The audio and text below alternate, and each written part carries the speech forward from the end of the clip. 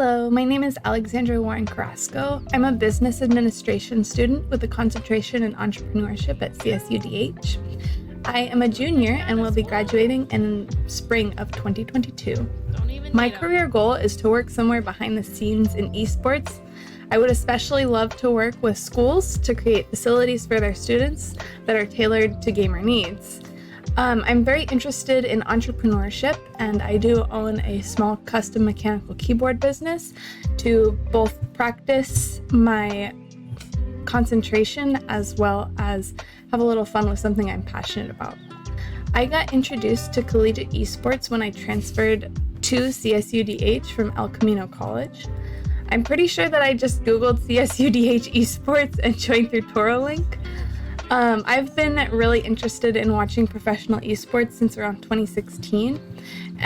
Before that, I have played as a pre-made team with my friends. Because I enjoyed playing in a team setting so much, I decided I wanted to join the Esports Association and try out for the League of Legends team. As someone who is pretty shy, I've always been unsure about engaging with my college community. Once I started attending CSUDH, I decided instead of shutting myself in as I normally do, I would try and join as many things as possible. So I joined the Esports Association because I loved playing with my friends in a team setting so much. Esports has impacted my own development by giving me a community to be a part of and to really put myself into and care about. Because of the awesome support and camaraderie within the association, I have found myself more active in my college than I've ever been before. I've gotten to practice scheduling, organizing large groups of people, and working with my peers. College esports has prepared me for my career by giving me the skills I need to organize community events and speak in public.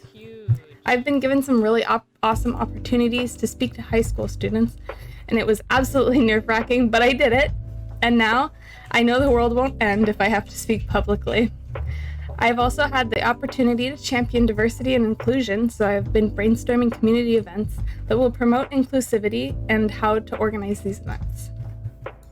Hey everybody, my name is Gabriel Escobar. I'm a first-year student at Cal State Dominguez Hills, and from a major, I am actually undeclared. My role in the CCDH Esports program is that I'm the captain of the Call of Duty team.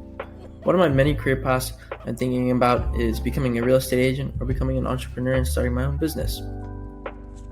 Esports has actually helped me learn managing skills and how you have to be the one that has drive in your life. If you want to get better, put the effort in.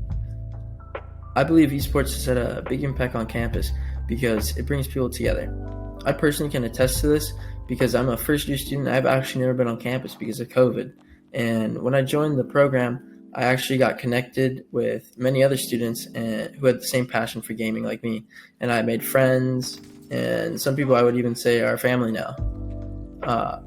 I believe being involved in the collegiate esports has actually helped me with my career because it actually taught me a lot about team management, which will be very helpful for when I decide to put together a real estate team or starting my own business. Hi, my name is Genevieve Valdez. I am a freshman majoring in computer technology, and I am part of the Call of Duty Esports team. I found out about the esports team through the clubs and organizations page on the school's website, and it caught my interest just because I thought it was something really cool, and I wanted to be a part of it just because I've been playing video games pretty much my entire life. I think it is a great thing to join for my career path because it does help me work with people that I've never met before, and it also helps me work online mostly just because of the pandemic. I think it is really good for character development, I guess, because it helps me make new friends and create a new sense of team building and working together as a team rather than just being solo one-on-one. I think the esports team is really great overall just because I was really scared joining at first because I was a freshman. I figured everyone else would know each other, and I just wanted to, try it out, see what happens. And then everyone was very welcoming. Everyone was everyone was super nice to me, and I'm really glad that it is something that I am a part of today. Hello, I'm Ramizan Blancas, the CSUDH Esports president and also the team captain for the Overwatch team at CSUDH. I am a senior in college with a major in cellular molecular biology. How did I get introduced to esports in the first place? Well, during my freshman year, I met some friends in my classes, and they literally just got me into esports. They asked me if I played any video games, and I said, we just play Overwatch and Rainbow Six. And ever since there, I've just been a part of esports. And for my career path, I'm trying to become a physician's assistant, or even just get my master's in nursing, and just go through healthcare and as a healthcare professional. And how has esports impacted my own development? It's honestly developed me as a leader, and how to work with people, and how to inspire other fellow students to take on leadership roles and really be an impact for the community in like a super positive way. And how has esports impacted our campus? I think it's brought everyone so much closer, especially during the pandemic when there's literally no campus, right? So campus has to be online, but in the online environment, that's where esports thrives, and that's where communities are built, and that's how you meet people when you can't be on campus or in person. So it's impacted the campus in such a positive way. It's brought people together. It's gave birth to communities on campus, and I've met some of my best friends through esports. And how has being involved in collegiate esports prepared you for your career? Well, being involved in esports allowed me to take more leadership positions and be more responsible in terms of helping direct people and help lead people, and especially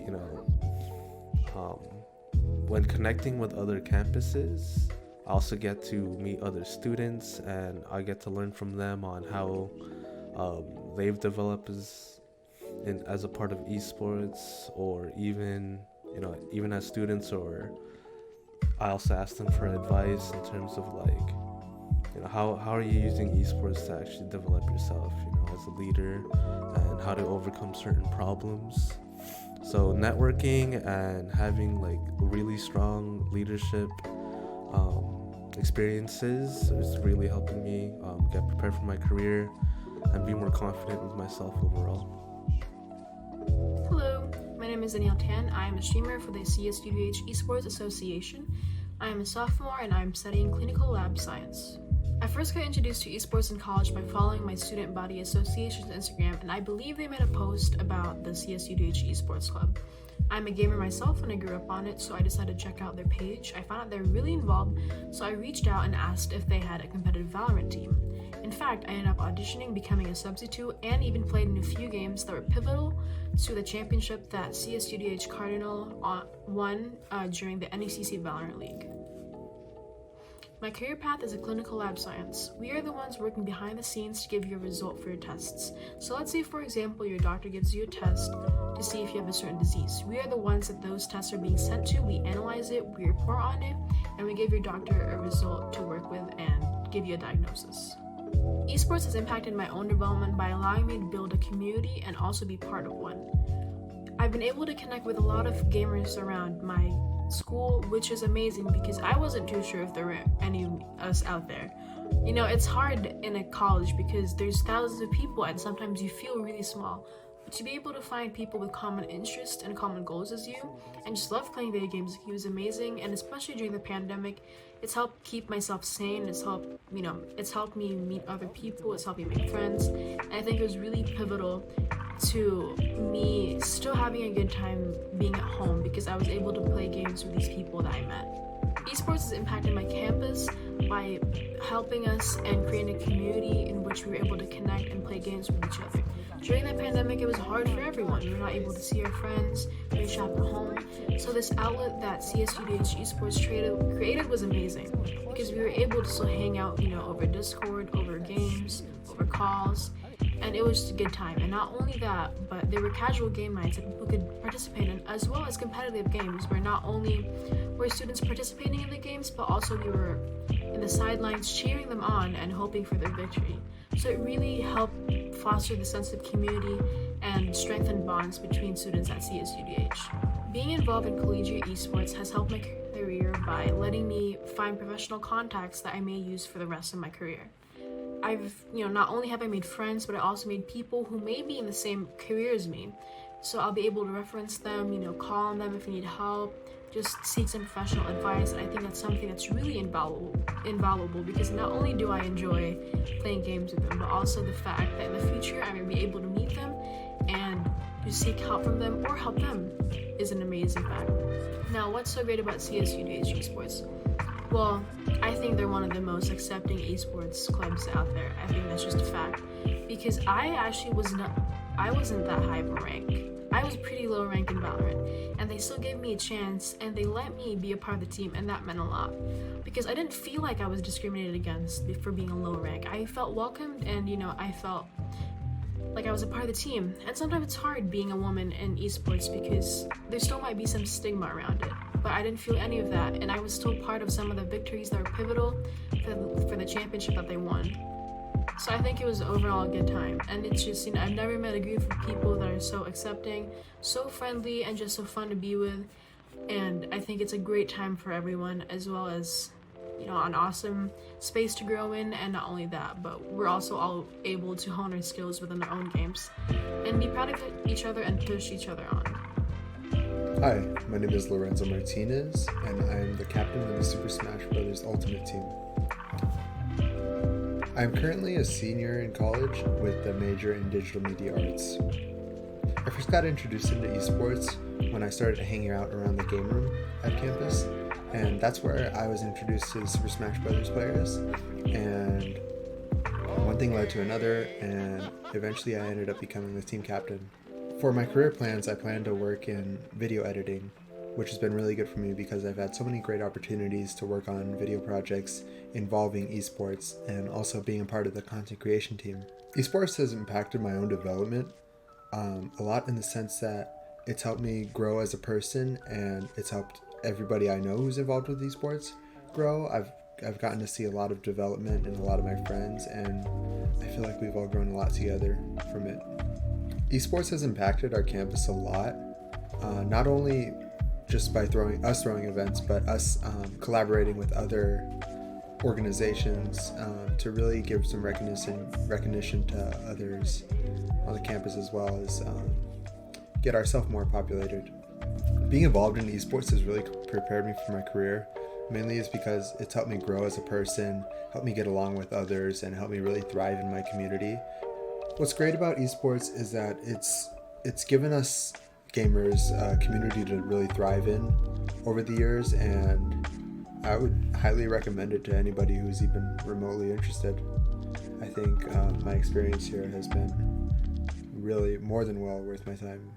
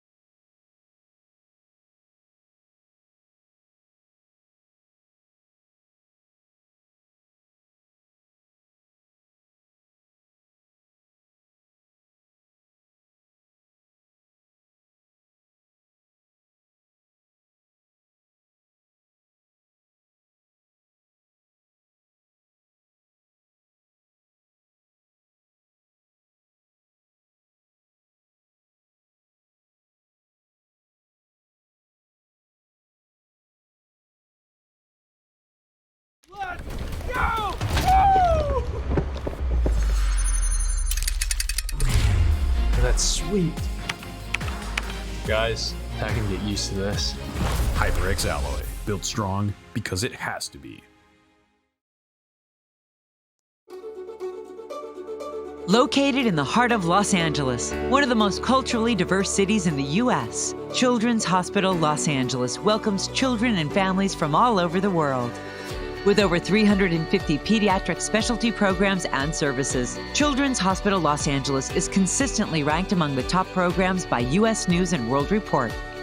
Our physicians include nationally and internationally renowned experts in their fields, working alongside our care teams, all with a single mission: to do everything we can to create hope and build a healthier future for your child. Home to the Saban Research Institute at Children's Hospital Los Angeles. The finest minds in the world come together to drive discoveries and find leading-edge cures for children everywhere. Here, your child comes first. Every aspect of our hospital is designed with patients and families in mind, from X-ray machines that use less radiation to play spaces that let your child be a child. We understand your child's health condition might lead you to seek the best care outside your own country. That's why Children's Hospital Los Angeles' Center for Global Health is here to help. We are your home away from home.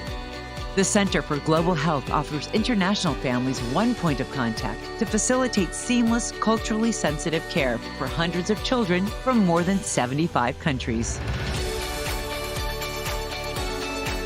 It's a place of hope, healing, and compassion.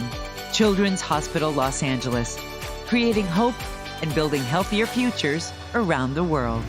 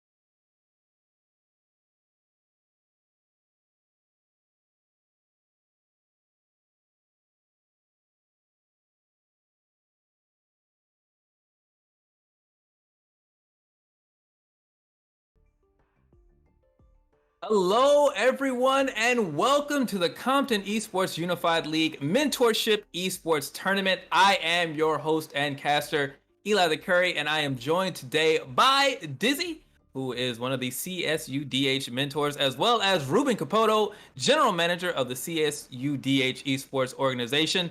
And we are going to be playing some Valorant for you all today. We're going to have a very fun little tournament for you all to enjoy. But before we get into all of that, we want to take a moment to thank our premier sponsors, the good folks over at HyperX, who have held us down with some excellent headphones, as well as the good folks over at Pizza Hut, who are going to be holding us down with some good pizza. Can't be mad about those two things, as well as our friends over at the Extra Life Charity Foundation.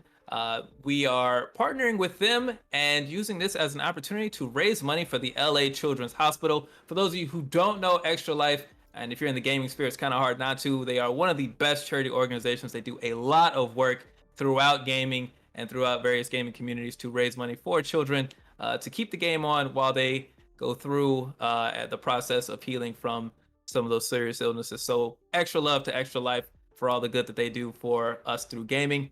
But enough of that. Now we're going to introduce and kick this over to Ruben, who is going to let you all know what is on the docket for us for this wonderful day of games.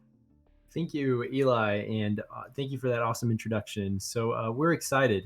This is our second mentorship program that we're doing with Compton Unified School District, and we're just thrilled. In just one short month, we've been able to help our college mentors, mentee, to help them in the player and team development spaces in esports. And so this right here gives us an opportunity to showcase all the talents and skills.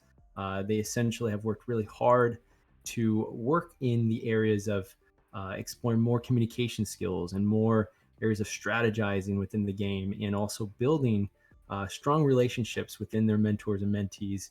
And these are all students that some of them don't know each other. This is the first time that they're actually getting to play and get to know each other in their different strengths. And the neat thing about all this is that we get to do this, especially all this remotely. This is all online. We're not meeting in person. And so we're able to still move forward and still build community that way. So I'm excited. Essentially you're going to get a chance to hear from our mentors, from our mentees as well, to share a little bit more about what they've learned. And I got to give major shout outs to, again, like you mentioned, our sponsors. We have Pizza Hut in the building. They are providing lots of prizing for our students that are participating in the event. As you can see here, we've got some free pizzas and vouchers for later on in the program. And then as well, for our first place team, we have HyperX. So this is one of the headsets that we'll be premiering during the time of the program. And so we're excited that we have sponsors that are supporting us and backing us in this event. And Eli, I'm thrilled and excited, and I can't wait to get the program going. So, before we interview our first mentor, I guess we'll go into a quick little brief commercial break. All right, on.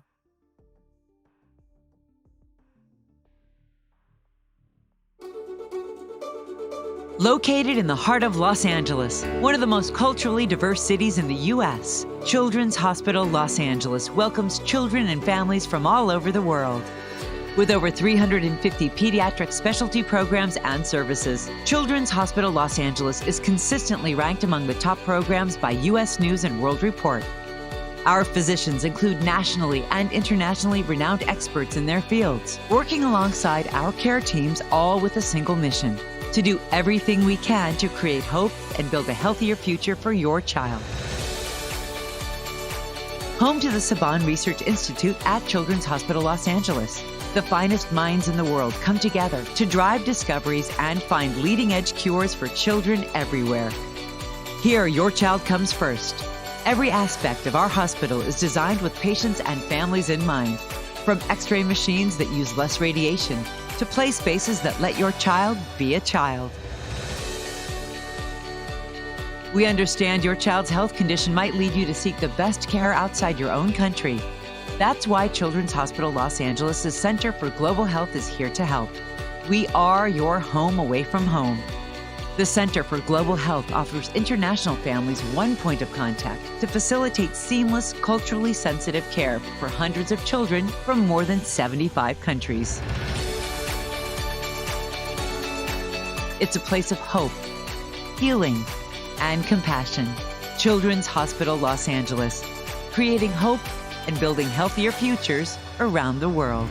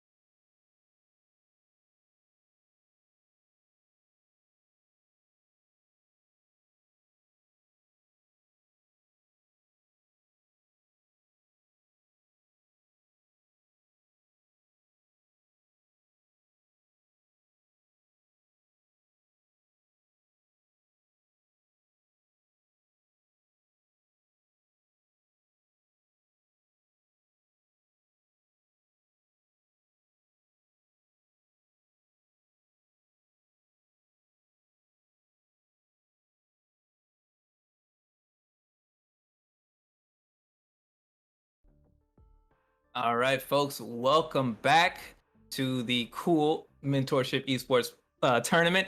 I am Eli Curry, and I am joined by one of our mentors, Torito. She is coaching team, I'm going to make sure I pronounce this right. This is Team Memento Mori, been our mentor for us today. Alex, you want to tell us a little bit about what it was like getting these players ready for the match that we're going to see today? Yeah, honestly, my team had quite a lot of fun. I can confidently say we had the most chatty team. They all were super excited to come up with their strategies and work together. So it's been really, really exciting. Our team captain is Vizo King, so he is leading the charge right now by going over some strategies with the other mentees. Love to hear it. Got a chatty team. Looks like the communication will be up par. They'll be doing call outs, and we can look forward to not seeing any of them get caught blind during this match, or at least that's what we're all hoping for. Yes, I hope the same. All right, Torito. Well, thank you so much for stopping in, and thank you so much for taking the time over this past month to get your team ready. Hopefully, we see them play well and advance on. Yes, thank you so much. Let's go! Woo! That's sweet. Guys, I can get used to this. HyperX alloy, built strong because it has to be.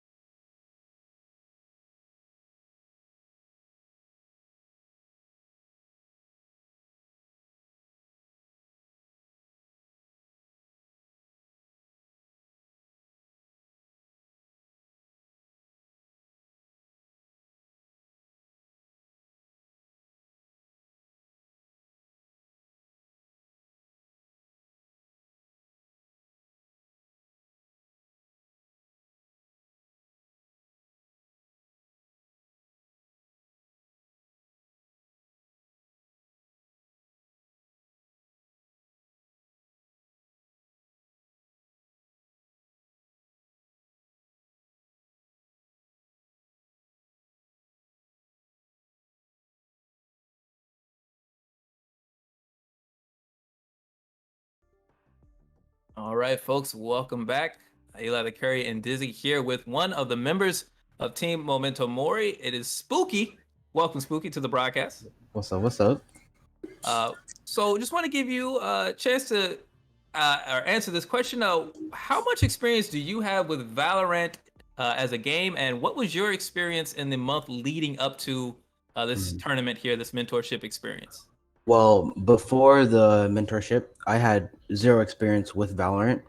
I came into the mentorship thinking that I was gonna beat just everybody, and I was god awful at the game. So it took like weeks and weeks of practice for me to get any type of game sense or, to learn the maps and different type of things to help me get better at the game. So I think I think it was about like the first weekend when I was talking to my mentor and I was learning that I was learning a lot of different things because I came from Call of Duty, and in Call of Duty you don't need to really worry about how your accuracy is. You just really just aim and shoot. It's more easy than Valorant. And I think what I've learned is I learned a lot about comms, communication, especially teamwork. I learned that I really need to talk to my teammate, especially if I need help or if in a certain location and I need backup. And I think that's what really got me to get better is my teamwork and how I am with other people while playing the game and while I'm focusing. So That's yeah. great to hear. That's really good to hear. Well, you're gonna get a chance to show off that communication skills. Good luck to you, Spooky, as well as good luck to the folks over on Team Chaos. So we're going to get underway with the matchup here. For those of you who are familiar with Valorant, we are going to be on Bind today, and we are going to be playing a best 2-1. For those of you who are not familiar with Valorant, which is a good number of folks, so I appreciate you all for tuning in to be here to support the students and learn a little bit about the game called Valorant. It is a 5v5 team-based tactical shooter. And what I mean by team-based, I mean that they are not here to load into a map and see who is the last person standing. The game of Valorant is won if the attacking side is able to plant a spike into a designated area and then give that spike the amount of time it needs to go off.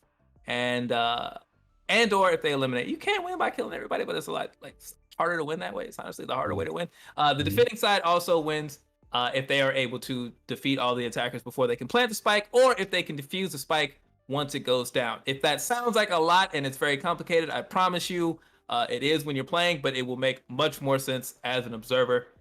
So just give us a second to load in and we will be able to demonstrate that all for you all in real time.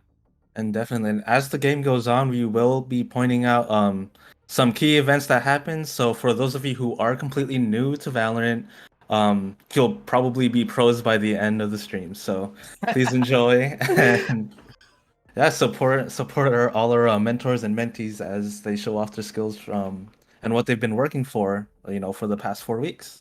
Oh yeah, most definitely. All right, so we're gonna take just another moment to get ourselves loaded in, make sure both teams are ready. Champions will be selected, and when we come back, we will finally be underway with the Compton Esports Unified League Esports Tournament.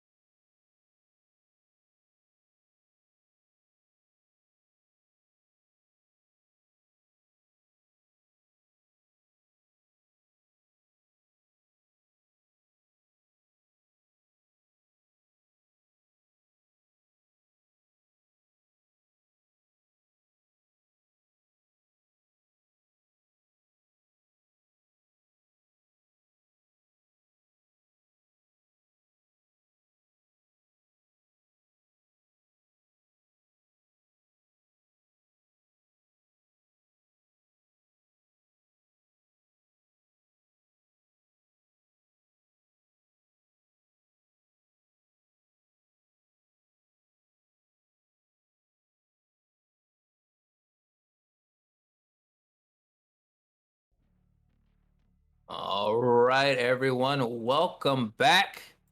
I know that we've had a little bit of time now to get ourselves introduced. I know you're tired of me welcoming you all back, but thankfully we are in game now as we watch our two teams loading in and decide on which champions they're going to be playing. Valorant as a team-based shooter is a little bit different from some of the more simulation style games. This game features multiple champions, each of them with their own unique abilities, I would say, abilities and slightly attributes. So team selection and team composition, one of the skills that these mentees have needed to learn, because as a 5-person team, everybody's got to bring something different to the table. You can't just have one skill that you can focus on to the abandonment of all else. You are each a member of a team working towards a goal. And so learning which one of those skills that you are best at and learning which champion provides that skill set the best is a very big factor in winning, being part of a good Valorant team. So as we get closer to these two teams deciding, it looks like we are seeing Team Memento Mori over on the attacking side. That is right. And we have Team Chaos on defense too. Right. As we can see, then we're going to see Sage, Phoenix, Reyna, Omen, and Silva. A bit of a very well-balanced lineup there over on Team Memento Mori. And for Team Chaos, we see Brimstone, Silva, Jet, Reyna, and Sage. So a bit more, I guess it's a balanced composition on both sides. What would you say about that, Dizzy, as you look at these two team rosters? Yeah, I mean, we see a very balanced lineup here. Both teams decide to run, two duelists, right? We got the Reyna, we got the Jet, we got the Phoenix, and another Reyna pick. And, we got controllers. So it's really, really balanced, if you ask me. Almost like a mirror matchup. But one thing that won't be a mirror matchup is their strategies, their play styles, and really like how they play together as a team. Yeah, no matter what, even if you do, select some of the same champions, and as you mentioned, we see a couple of Sages, a couple of Reynas, Silva, who's always a good pick. Just in general, at the beginning of this, as you see Team Memento Mori walking in here to try to attack, the difference in the map structure is going to really tell us how these teams have studied and how they're communicating, because information is key in Valorant. It is absolutely the most important thing. So if you can get across an idea of where the opponents are without giving away where you are, you have a huge advantage. See this wall coming up here, preventing Duck Life from walking forward. Yeah, and that wall is huge. He's just being blocked off right now for that flank. As the entire attacking side is basically planning on taking B right now. It's gonna force a 4v5 onto the site if they all go at this moment. A lot of damage taken right there. Bizzle King dropped really low, but it's Ali GG who gets the first kill of the tournament there. It's there to take out Duck Life. Well, that'll be a good start for Memento Mori. Very good isolation there. See, Solo getting two there. A double kill. That's a good way to get your team back on track here. Yeah, and absolutely no one's on B, so the attacking side is just, they have the site for free here. Yeah, it's just a couple of members of Team Chaos who are over in that ledge bit, but they're moving back towards the A site, and they're caught in an in-between here as you see the spike go down. As a reminder, folks, to the rules of this, now that that spike is down, Team Chaos will need to find their way over to the site and defuse the spike in order to win this round. Even if all attacking members of Memento Mori do fall, if the spike goes off, they will still win the round, and they are in good shape for that, as we see Ali get their third kill, but Solo gets theirs. It's the Reyna's going at G with 4 kills, but they do fall ultimately to Wikitrix. The 1v1 left here, Wikitrix gets the kill, but they've got to get over to the spike and get this defuse in time. If they can do that, and it looks like they will, that'll be round number 1 going over to Team Chaos. Wikitrix coming up big there with the double kill in order to secure the round. Yeah, and for those of you who are not familiar with Valorant, the first round of each half, like we just saw there, is going to be a pistol round, and it's probably one of the most important rounds in the game because whichever team wins will determine who can buy in round 2, and whoever can buy more weapons, they usually have a really big advantage. So as we see here, Team Chaos was able to win that round, and we already see a Vandal coming in from solo here. Yeah, they are looking to go in. The Vandal, one of the best weapons in the game. And the economy system in Valorant, managing your money, just as in real life, extremely important to do, as anyone who dies will have to rebuy their equipment and abilities. So your life is extremely precious in this game, as we see Solo and Katie Kazoo trading out a couple of kills there. The weapons advantage was higher for Memento Mori, as they did win that round, but there is a loss bonus as well. So the losing team does get money for any kills. If they're attacking side and they get a plant, you get a little bit of money. And there is a loss bonus that also builds up for a couple of rounds. But right now, Wikitrix... Just really nice trades coming out from both teams. Still keeping the entire round even. And while all that was happening there over towards that A corridor, you see Kill Buddy was over on the other side of B, and they were able to get the spike down, and they'll be able to set up to catch this transition as they take down Duck. And now reset here, but they get caught out. They didn't clear that angle before they turn back around. Take a little bit of damage here from Solo, who is looking to get into the site. Yesterday's Bread taking out Spooky, and then a double kill there as Katie Kazoo falls. So now Solo on the defuse. Kill Buddy with extremely low health. They can't get into the site, and Yesterday's Bread gets a triple kill, and it's a second straight round for Team Chaos. Yeah, Yesterday's Bread there. I just want to highlight his positioning up on Hookah. Being able to do a lot in that position, with almost minimal effort there. Yeah, so really good retakes here from Team Chaos. The art of defending in Valorant is one half initial defense. Obviously, if you can win a round without your opponents having a chance to get into a site, you want to do so. But equally as important as understanding how to retake a site, kind of become the attackers, if you will. Once the spike goes down, the attackers kind of flip the map on its head, and it forces the defenders to approach. Right now, Team Chaos has shown they have no issue with that. Duck once again sets up that wall, does block the position for Team Memento Mori, but they do get the information that Sage is on this side, and they can still hear footprints, as we see Vizzle King trying to get around, but they get taken out by Duck. There's team captain of Memento Mori on the ground now, so the rest of the team gonna have to rally around. They've been able to get the spike down twice in these past two rounds, but the defense of the site has been a struggle for them. But right now, as you see with this three-person setup over on the B site, entry might be the bigger issue, as Ali gets another kill. They are our frag leader right now with 5 kills already. And Ali stepping forward to get a second one. Duck gets punished there for trying to pick up the rifle.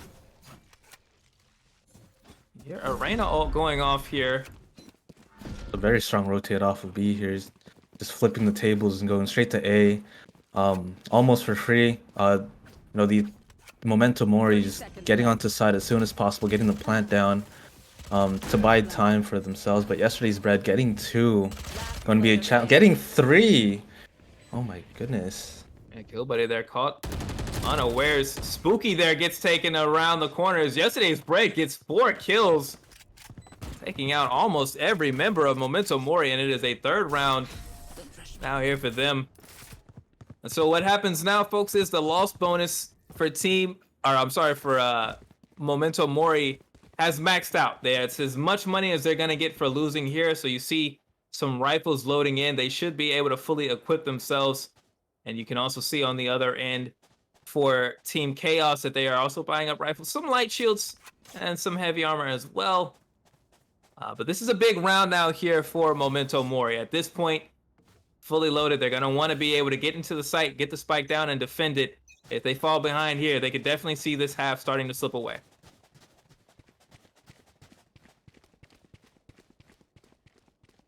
And it looks like Memento Mori is going to start trying to hit A here instead of B, since it wasn't working for them in the past. Really clean pick from Ollie G there, opening up the round 4v5. It's been some great starts for Memento Mori. Ali G has been a great initiator for them, getting Solo's in in for the flank. How many he's gonna get? Oof. That was a really good wall from Ollie there. Yeah, they got right over the wall. But once again, it's yesterday's Bread with another multi-kill round. I'll tell you what, if I'm looking for a bodyguard in the coming days and for my Valorant career, I might want yesterday's Bread on the staff, because they have done a great job locking down some of these corridors. And now it all falls to Katie Kazoo. They do have an angle here, but it's yesterday's Bread who once again gets the final kill of the round. Memento Mori locked out, not even able to get the spike down. And now we're entering the danger zone here as they are down 4 straight rounds. Yeah, being down 4 straight rounds, that's not in a position that you want to be, because as you can see here, Chaos is just in a really big economic advantage over Memento Mori. Especially with those 4 rounds, they can buy almost any weapon in the game that they want. And it looks like Team Memento Mori here will have to kind of eco-buy into this round. Solo gets the first pick of the round. Oh, and there's a difference right there. Memento Mori have been getting good starts. Now they just fall behind from the beginning. You see Solo taking a very aggressive posture here. They're going to go into the spawn and try to go around on this flank. Spooky has suspected it. They're ready, and they get the kill to respond. Gonna throw the Phoenix, run it back. Ult. Go up now, but see what Spooky is able to accomplish before they are forced to run it back. They're gonna run in there. You see taking the damage, but Phoenix will go back to the spawn point. Ali G gets the kill on it's yesterday's Bread. Standing atop the box, they get 2 as Katie Kazoo falls as well, and yesterday's Bread does not look finished. They're going for it. They know Vizzo King is there, but they don't check off the corner quickly enough, and they do go down. Now it is all up to Vizzo King here in the 3v1. During the season, he has been able to win these, but but caught reloading right after the first shot. Didn't track how many members were in the site. It's picked off there.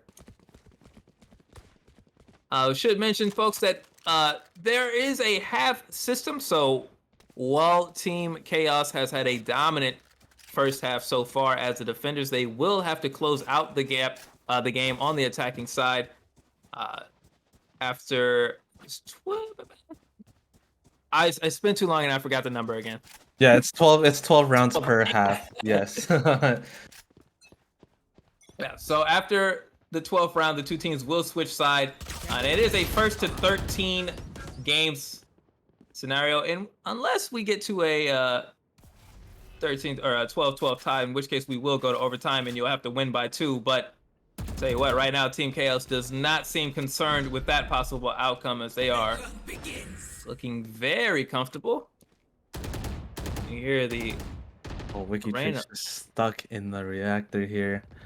There's, the entire team of Memento Mori is just waiting for him to come out, but yesterday's Bread just playing really aggressively there, getting 2 picks, but getting traded out by Kill Buddy. Ooh, Wiki Tricks with a great turnaround there. Right on site. You can tell from the mentorship was on point. They were teaching these mentees aim for the head and not the feet. We have seen quite a few headshots already. That maximized damage, that efficiency, one of the key factors towards having a successful, we can call it conflict resolution in Valorant. You're not going to talk out any of your problems with any of your opponents. You're definitely going to settle it with the gunfight, but learning how to get things done quickly and efficiently, a very key factor in being successful in this team environment. And you can see Team Chaos really putting that to work here. Once again, Solo gets another opening kill, and it's a headshot there on Ali G, and Solo isn't done. They get the heal, they go for a second, and they take out Kill Buddy. Yesterday's Bread with the behind the back shot on Katie Kazoo. Vizzo King getting picked off up in Hookah. They were getting shot through the wall there. So now it's all down to Spooky trying to figure it out with the marksman. Solo taking out the knife. Oh no. That was dirty, but another really big factor in this game is the strategy, and as you saw there, Team Chaos was able to read the attack there and just go in for the really deadly flanks, as we saw yesterday's Bread just come around back, just knocking down opponents one by one, and then Solo coming in to finish the round off with a knife kill. Yes, it was a very strong performance so far right now. Yesterday's Bread, our frag leader, sitting with a 15-3 KDA solo. No slaps themselves with 10 kills. For Memento Mori's side, Ali GG has had a bit of success in some of these opening forays, although they will not be able to have it this round, and that is very big. When your Sage drops first, very difficult. Sage's got some great abilities. The healing and resurrection ult for Sage can really turn rounds around, but Solo has made it very difficult for any of those abilities to come to play. As you see right there, they take out Katie Kazoo as well, and Solo's going to look forward. They're going to try to find another one here as they flash off Spooky, turn the corner, take out Kill Buddy, get a straight one-on-one with Spooky, but it's too much. And unfortunately, once again, Spooky left alone here to try to get the kill, and Yesterday's Bread says, no thank you, I've already got a loaf. Get the kill, and it is now 8-0 for Team Chaos. Yeah, 8-0. It's just very hard to recover from this position if you are on through the eyes of Team Momentum Mori. As Team Chaos, they're basically maxed out at 9,000 credits, meaning that they can buy almost any weapon they want in the game for, you know, a couple rounds straight, even if they did lose a round. So economically, Team Chaos is booming right now. But Memento Mori's still being able to buy a few rifles here to somewhat even out the arms race that we see. And it looks like they are focusing down mid into hookah here as we see a gunfight just erupt. You see the strength coming over now as Yesterday's Bread activates Jet's ultimate, turns out that Blaze Storm. Those are extremely deadly. Katie Kazoo getting a kill there on Duck Life, trades it back out, but it was Solo on the flank. They get two, they turn him around, head back around. Wicked Tricks and Yesterday's Bread combined for the final 2 kills of the round. Once again, Solo has made such an impact, has made it very difficult for Team Memento Mori to get set up. You mentioned strategy, Dizzy, and it's so important to understand what each member of your team is responsible for and how to capitalize on each individual's contribution for the good of the team. You see Solo drawing the attention, turning people around, and the capitalization from Yesterday's Bread. Team Chaos just looking really strong right now. Yeah, Team Chaos is very dominant, especially when it comes to their duelists. Just very great plays coming from Yesterday's Bread and Solo. But it's okay, it just means that Team Memento Mori, they have to kind of just slow down and think about like the play-by-play, right? Like what's holding us back, and how can we move forward from this situation? And there's been times where teams would be down 10-0, but anything is possible in the game of Valorant. You have to be ready to respond, but right now it's once again Solo and Yesterday's Bread who respond. Spooky with the run it back. Oh, gonna turn this corner, try to get some information, get some damage down. They get the kill on Solo, and that's really good here. But as you can see, Duck Life. Oh, I'm sorry, that's Katie Kazoo there with the Hunter's kill. That was dirty. That was really fun to watch, though. Well done here. As Wicked Trick's gonna set up some of Brimstone's abilities, some of those remote charges, but they won't go off. Spooky with a second kill. Katie Kazoo gets the kill there. It's Yesterday's Bread and Spooky in a 1v1. And Yesterday's Bread gets it done again. Had a shout out Yesterday's Bread, who has just been an absolute MVP for Team Chaos. Memento Mori, we've mentioned some of their difficulty, but as you spoke it, the step-by-step process, even as far back as they are right now, the fundamentals don't change. One corner at a time is what they have to do in order to get back into this, and we saw them starting to put things together a little bit there towards the end. So not a lot of time left to figure it out, but still room for hope for them. They still got 3 more rounds to try to get on the board and get themselves back into this game. I just wanted to point out, like, Yesterday's Bread's mechanics in terms of positioning and crosshair placement has just been A1, as he's just getting these insane kills every single round consistently. Very fun to watch. And we see Team Memento Mori packing up mid here. You see there, that is the ultimate for Sage. She is able to resurrect one of her teammates after a kill. So that ultimate basically traded out for another ultimate as Solo turns the corner. Once again, Katie Kazoo falls. Wikitrix is able to get the molly kill there on Visit King. Spooky stuck with the paranoia, can't get the vision out, and yesterday's bread gets it done. It's a flawless round here. And now the celebration's starting to kick in a high gear for Team Chaos. I'm sorry, as they are one round away from a perfect half and a chance to close this out potentially without dropping around and move into the finals of today's tournament. Indeed, they are favored to get the 12-0 here, but coming into the pistol round next half, it can still be anyone's round. And the pistol round, as I said before, it is a very important round. It can set the momentum for either team that wins that round. Yep.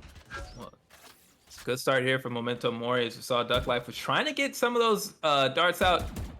Sova is a very important information gathering champion, but you still have to get him out on time. If you're a bit late, as you can see, you can have the wrong tool for the job out. As we see the pressure starting to come here over and towards the A site. Yesterday's bread standing on top of some boxes.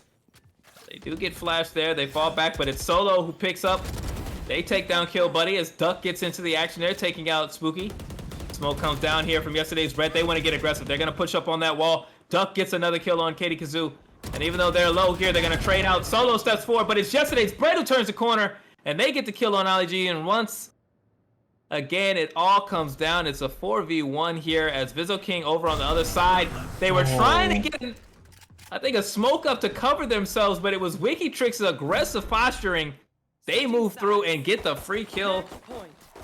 And that is a perfect half here for Team Chaos. Now they just need to win this pistol round, and they will take the map and the win against Memento Mori.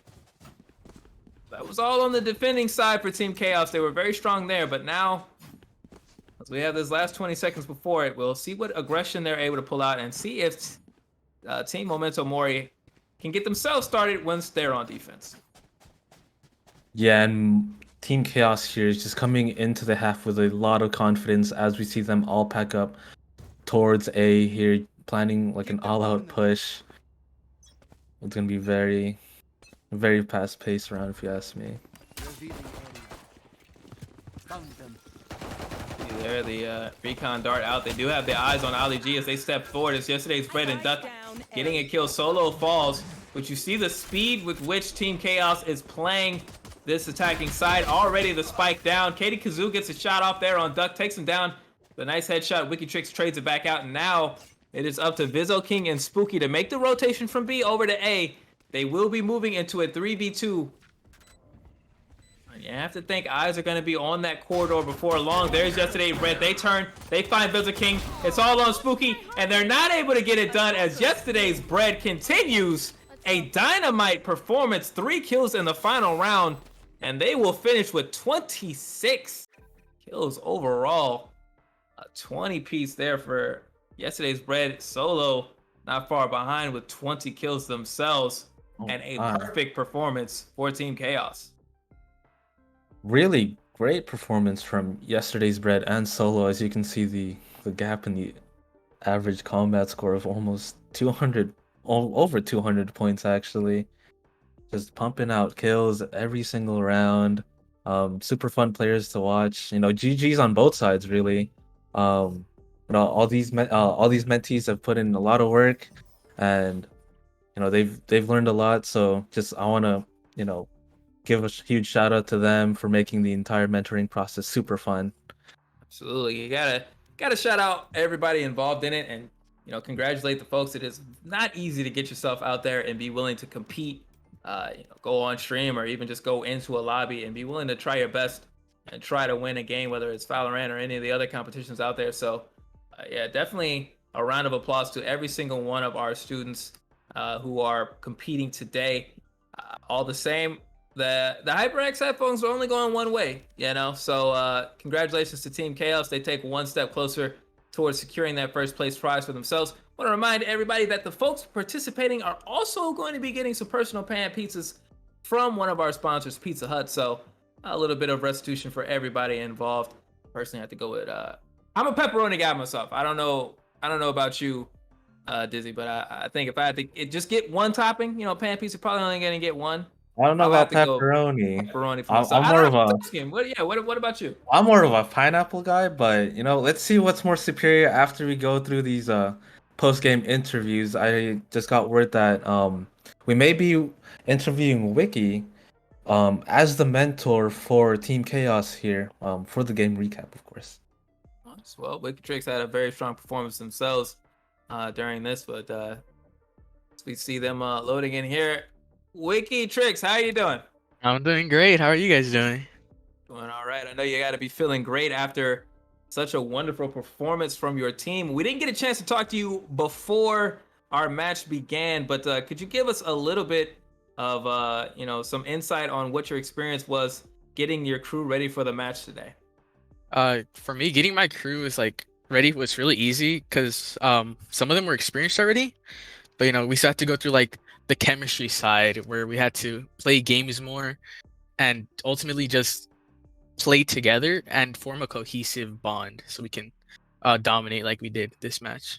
Awesome. And having a mixture of both experienced players and inexperienced players, how do you coach that and how do you get everyone on the same level head just so they can mesh well together as a team and perform well like you guys did in this first game? It's just having the experienced players step up and teach those non-experienced players. Shout out to Kelvin and Solo. They're like the MVPs of the team. They really stepped up and helped the new players learn the game and really just fit in with the team. Yeah, it's lovely to see that mentorship is mentees becoming mentors even within the team structure. You love to see it. Well, congratulations to you, Wiki Tricks, and congratulations to Team Chaos. You will move on to our grand finals, where you'll have a chance to play the winner of our next matchup. I want to make sure I get the names right for this because I know I've been saying this. Yeah, and the next team that will be in the matchup will be the winner. It's all right. It's going to be the winner of Team 4 and Team Dr. Sold the Bread Bakery. So once their game concludes, we will see who Team Chaos will be going up against. Thank you, guys. Right on, Wiki Tricks. All right, folks. Well, we are going to take a break while we get ourselves set up to figure out, which one of these teams is going to be emerging victorious. I want to thank you all so much for tuning in to the Compton Esports Unified League Mentorship Esports Tournament. I am Eli the Curry, of course, joined by Dizzy, and we will see you all on the other side of this break.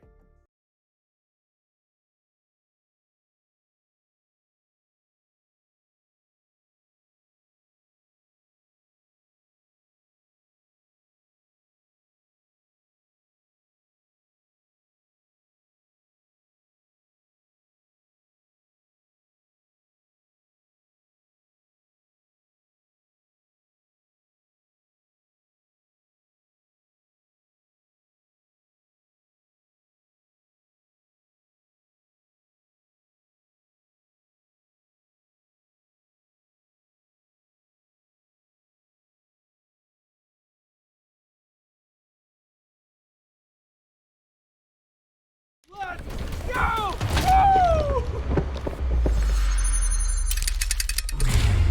That's sweet.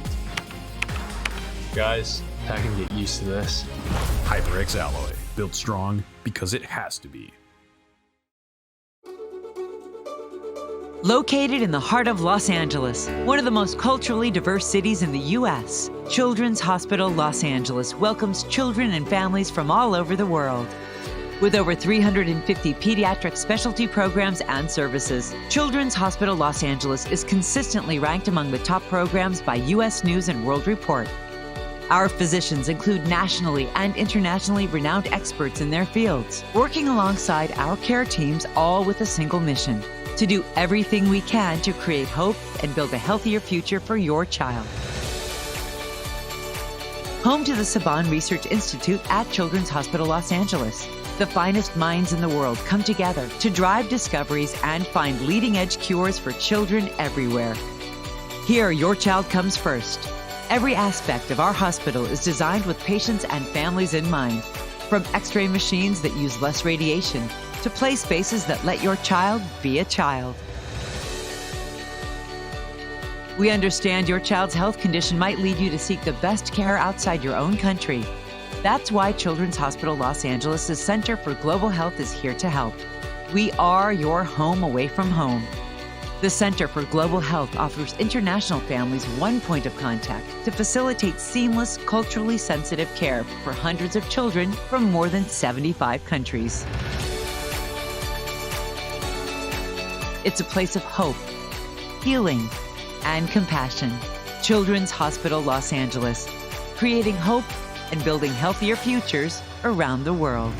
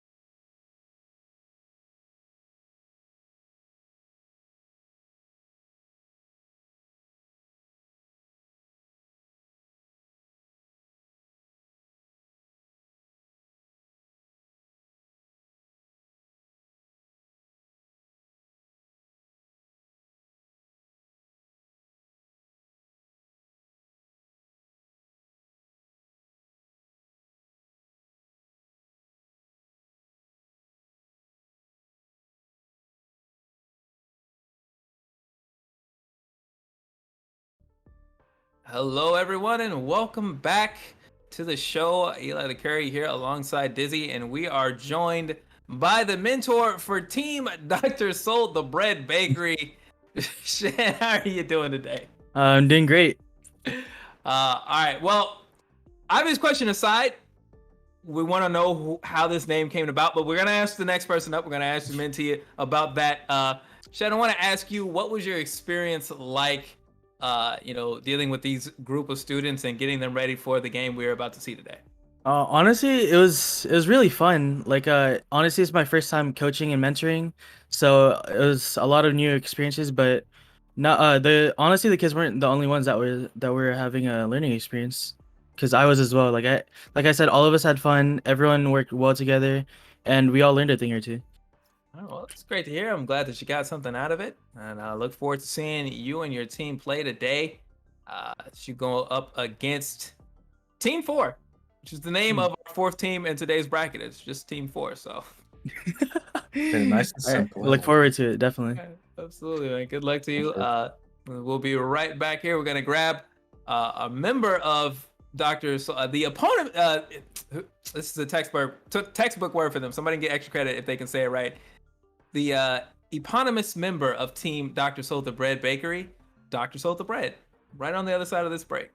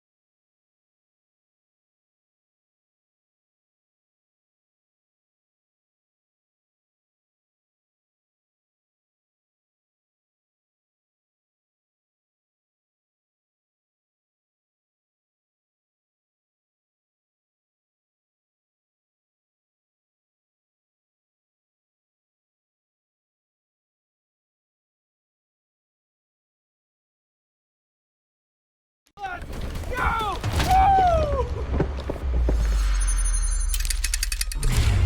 That's sweet. Guys, I can get used to this.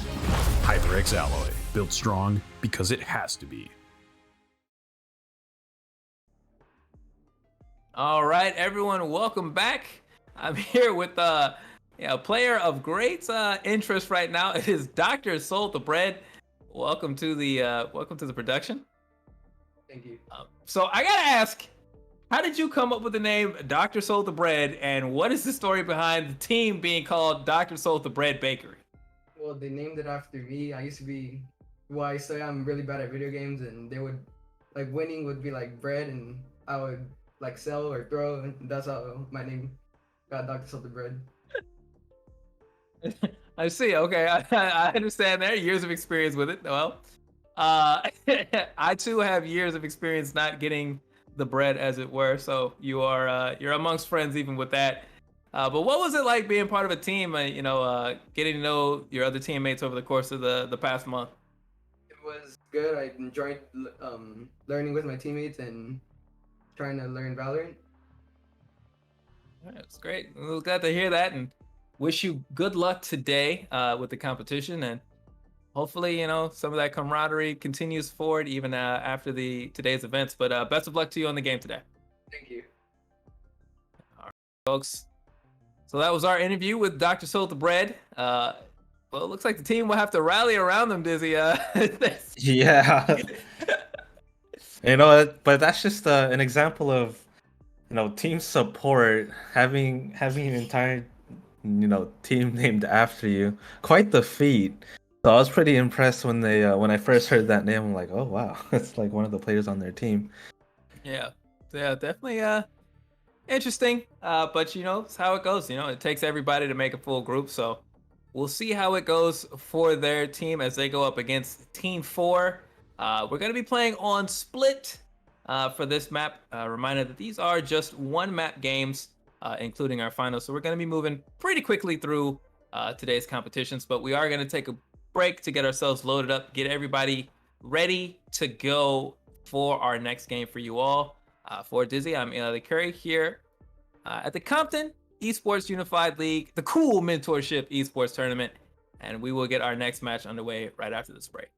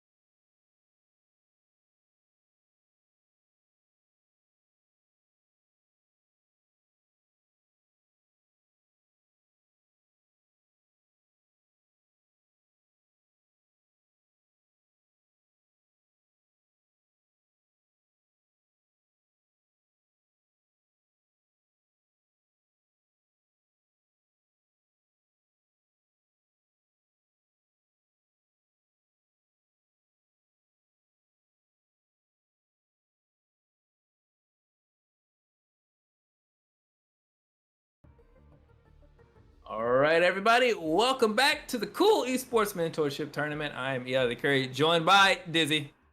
And Hello, everyone. How y'all doing? Wow, our next map is Split. Personally, I don't really like this map. I don't like the it's high funny. ground. I've heard that said about a few people, like a few times about Split. I remember last year working with some of the good folks who are in charge of production right now. Today, we saw Split quite a few times, and it was not a well-beloved map. But, Valorant has changed quite a bit since then. And honestly, if, some of these teams we saw last game was very one-sided. And Split kind of had a reputation for being that map where anything could happen, kind of helped certain teams overcome perhaps more technical deficiencies. Who knows if the skill differential is the same? Maybe that'll help out. Maybe Split will be a boon for those teams. Or maybe it won't, and we'll see another 13-0. You never know, but we are all glad to be here as we are about to watch Team Dr. Sold the Bread going up against Team number 4. Team number 4 is going to be the attackers to start out with, so you will see them on the right side, and right now it is a very aggressive lineup for them, although they will not have double raise. That isn't possible. I've already checked. Wish you could, but you can't in true competitive matches. I really wish I could just have 5. Like, I don't know. 5 raises, kind of. I don't know if that's optimal. I don't think that there's a great team composition, but she's my favorite champion, so it's what I would prefer. Well, if I ever saw 5 raises on one team, I think I'd just quit the game at that point. seeing one already gives me a headache. Nothing but you don't want to see 5 bomb buddies just coming down the hallway, just bouncing into each other and rolling all over the place. No, see that's what nightmares were made out of, and I'm just not about that life right now. Okay. Well, we'll have to settle for 1 as FPOS is going to be rolling with the Rays. Your boy Pika going to be on the Viper. Danny Sasa on the Reyna. Zodiac 310 on the Cypher. Bobik on the new champion, KO. Brand new champion, just added recently to the game. So Bobik going to be adding a little spice here. Over on Team Dr. Sold the Bread, we've got Agent Troll there on the Reyna. Chris for the win there on the Omen. Papillon on Phoenix. Sean, I'm sorry, over there on the... God, I keep forgetting her name. And then Alpha Male there on the Sage. That's an ironic name for somebody named Alpha Male to be on a really true support hero on Sage, but nevertheless. I can be an alpha as a support. I do it all the time. Kind of. But very interesting to see Team 4 not roll with a Sage here, as the usually that wall is very good in cutting off mid or just certain parts of the map, since there are a lot of narrow hallways. So it's quite an interesting pick there, or quite an interesting non-pick. Yeah, going away from that for KO as well, a champion that we have very little experience with. But we'll have to see. You mentioned verticality as well, and that's something Sage really helps a lot with, although we are going to be here on the low ground. As you see Sean getting things to start out with, they take out Zodiac. FPOS is able to respond, but it's Agent Trolls and Chris getting on the board. Bobik is able to get 1, and that is a very fast first round. Very quickly, Team Bread getting the first victory of the round.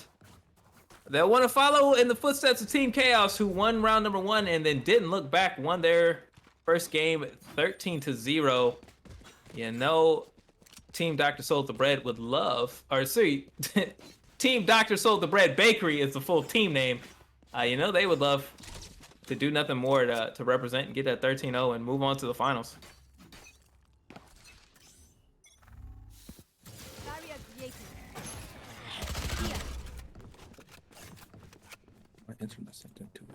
A little bit of work done there.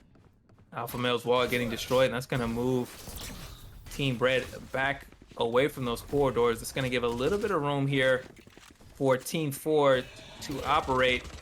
As you see the distraction go down, Alpha Male gets taken out. That's going to create a bit of room.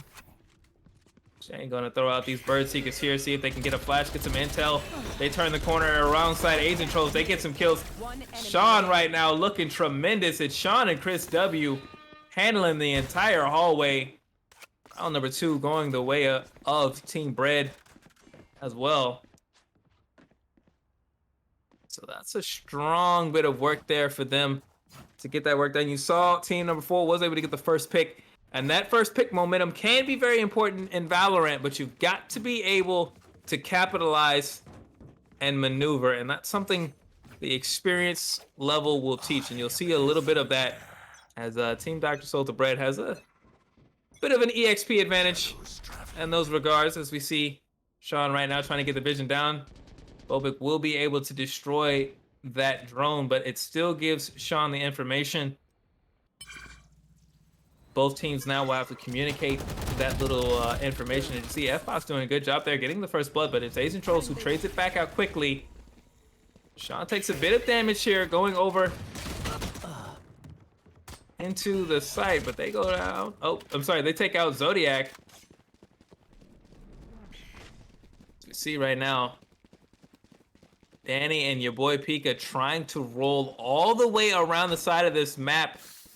Here it is a 3v4, but the members of Team Dr. Salted Bread are over on the B site, and that's going to give an opportunity here for Team 4 to rotate all the way around A site, get the spike down as Bobik tries to put up the wall on the back end, and they get the double, taking out Chris and Sean.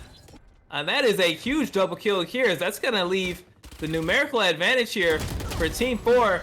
Asian Trolls does get the kill on Danny here to even things back up 2-2, but the spike is down and time is a-ticking. A lot of health here for Asian Trolls. Oh, they're reloading, so they can't get the kill there. Alpha Male gonna push back this corner as Pika tries to get the posture up to prevent this defuse. Alpha Male turns the corner, they take out Pika. The defuse begins here, and it's Alpha Male with a second big kill there on Bobik. They will secure the site, give Asian Trolls the room they need to get the defuse, and it is all Team Dr. Salted Bread Bakery through 3 rounds.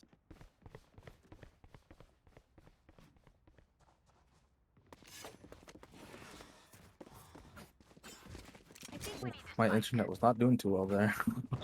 Man, I've been there. You know how it goes. Welcome back, Dizzy. Thank you. Right now. Sorry for the interruption. Oh man, it's all good. Team Bread right now up 3 rounds to 0. So we get a look through the eyes of Zodiac. Right now, we haven't mentioned the Academy very much right now, but you see this is a bit of a save round here for Team 4. They don't want to give away any more of a resource advantage than they might already be suffering. It'll be a little bit rougher there as Sean and Asian Trolls combine for a couple of great shots. Billy on here watching the corner, but you see the quick movement there out of Raze, able to get over the alley. FBot's been kind of the brightest light for Team 4 outside of Bobik. They get another kill there. It looks good, but Papillion turns the corner, gets the kill, and there's no response now. Zodiac left all alone as members of Team Bread collapse there in the garage. Asian Troll gets the kill, and it is 4 rounds to 0 now for Team Bread. Asian Troll is just on fire as the gates open to this, first half with 8-0, 8 kills and 0 deaths. Something about Bread in this tournament is doing well. First, we saw yesterday's Bread putting up 26 kills in the last game. Now, Team Salted Bread is looking really good here in the first half. Looking real good to be Bread adjacent in these matches today. You know what I think it is with Bread? I'm pretty sure these players have been carbo loading just for this tournament, just so they have energy to start flicking on heads at the speed of light. And That's my theory. It starts with a good base. You get yourself fully, get yourself hydrated, get yourself fully ready to compete, get yourself some Pizza Hut pizza for your recharge when everything's said and done. Can look good. Speaking of looking good, this is a good round start right now for Team 4. They are in the base. FBot's with another kill. Oh, what a shot from Wow. Mid-air headshot from FBot.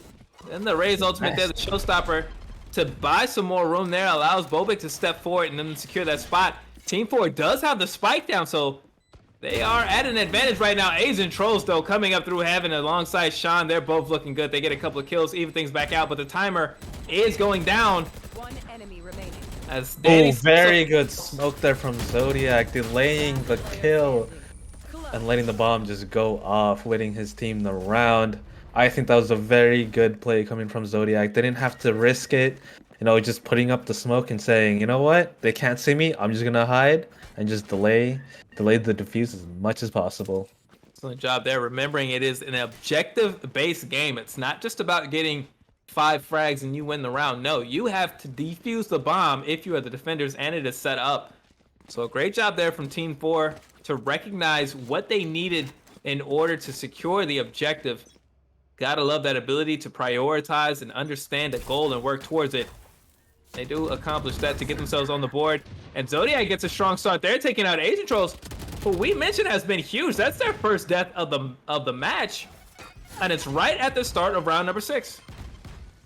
Yeah, and losing one of your key players as soon as the round starts, not the best position to be in. But for Team 4 here, I'm pretty sure they're ecstatic because they have the numbers advantage, 3-5 here. There was Boba getting a kill there as Papillion takes out Zodiac. And that running back ult will go up. You see now they're going to be much more aggressive here as they play with an extra life. Super Mario style. No problems there for Papillion. They'll pop right back around the corner. Next person to step up is Alpha Male. And they're going to take out yo boy Pika. See Bobic throwing the flashes out here. No targets, unfortunately, for them. Sean gonna flash the area. It does work, but it didn't hit Bobic. And now Sean has to relay that information back as they step forward. Bobic getting the grenades out, forcing Sean down out of heaven. Alpha Male getting a kill around that same side, around that garage corridor. Sean taking out F-Pods. Bobic, though, gets the 3rd kill of the round off on Sean. And with 25 seconds left, we got ourselves a good old-fashioned 1v1, but it's Papillion waiting at the objective. As Bobic stepped down, they had to get the spike in order to get the plant, and Papillion was ready to capitalize. Yeah, and Papillon's just one of those players where if he can play silently and play patiently, he will do it. As we saw there, didn't have to push up too hard onto Bobic, as he just kind of waited for Bobic to make that move and just capitalize as soon as Bobic landed. Headshot just landed. That was an excellent decision right there from Papillion. That again, that decision making, that ability to analyze and understand what you need to do in order to be successful. As we see that Molly go down, and a lot of damage taken there from FPOS as they got caught in the flames. Down to 27 life. Not a lot left there for them, but for some, 27 is a magic number. So maybe for FPOS it'll be exactly what they need to go to work. But they're gonna need some teammates to take corners first here. Don't want our Rays stepping around first corners right now. Yeah, and right now we see a very relaxed defense onto A, but Team 4 looks like they are going to be advancing. Chris sees this, he's going to start relaying it to his team, and immediately we see the entire rotate coming from Dr. Soul the Bread Bakery. Chris takes one. Through the smoke there, great shot there. Nevertheless, Team 4 has moved into the site. Bobic with a couple of big shots there. And the spike down as well. And I tell you what, when you are... whether you're defending or attacking, getting this Viper's poison down extremely important, but Yo Boy Pika does fall. See Zodiac getting the kill there on Sean as they avenge Bobic. Getting turned around is Alpha Male, and it's Zodiac with the kill in a thrifty round for Team 4. Yeah, thrifty means you basically just win an eco round, and eco rounds when you either light buy weapons, where you buy weapons, but you don't buy like the most expensive weapons in the game. You kind of just buy to save some money, but still stay in the game. Yeah, winning in one of those thrifty rounds, one of those rounds where you maybe have SMGs, maybe have a light shield, and maybe one or two of your abilities, but not fully stocked. It is a huge momentum changer, as the influx of cash you see here allowing Team 4 to arm themselves up. Some of the best weapons in the game, all the rifles up here, heavy shields for everybody. So they're definitely looking to be very aggressive here in terms of their in-game economy management, but they are going to be backed off right now. Some of those flashes landing on their targets and obscuring vision, and information gathering and relaying that information to your teammates is so valuable in Valorant. When you don't have access to information, you got to back off, and that's why you see this transition over towards the B site. Yeah, and Dr. Soul the Bread Bakery just kind of late on the rotate there, as they were misled by Team 4 and thinking it was an A take, but in reality it was the B take, and Team 4 just being able to plant that bomb down for free, and Asian Troll is taking out your boy Pika, bring it down to a 5v4 here. Another kill there for Asian Trolls. They get a third. Papillon gets a one on the board. So with some great shooting there. They get so right there. They got flashed by Sean and weren't able to get their sights back around in time. So that's a great flash there from Sean as they turn the corner. Some great performance once again. No doubt Asian Trolls has been the MVP thus far for our team Dr. Salt the Bread Bakery. 12 kills right now. For team number 4, Bobik there sitting on 10. FBoss has had 6. There's some signs of life, but still waiting to get the whole group together to really perform. Let's see if they can get themselves back into this half as we get into round number 9. Yeah, and I just say, like, strategically, Team 4, very great job on baiting the entire defending team just to rotate onto A as they just walk onto B for free. But Team Dr. Sold the Bread being really sharp on their retakes, being able to basically retake the entire site and just win the round there. The flash out there, it is a successful one. FBoss didn't have an eye on who was the target there as Billion gets to kill Alpha Male. And take out Zodiac as well. It's a deadly garage right now for the members of Team 4 as they lose 2. And Bobbitt gets taken out there on the wraparound as Chris moves to complete this pensive formation. Right now, Danny and your boy Pika got nowhere to go. They're going to have to turn the corner to a couple of fights there. Sean taking out Danny. Your boy Pika all alone in the smoke, and they get taken out. It is a full team ace there for Team Dr. Salt the Bread Bakery. Oh my, yeah, that was a really good wraparound straight onto Team 4. Couldn't really do much as the round progressed.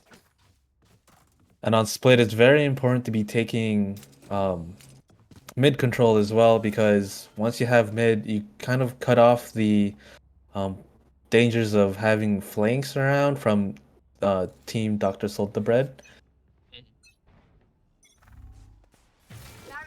See right now the wall coming up from Alpha Male, gonna try to make things a little bit more difficult around the B side. Funnel Team 4 over to the A site.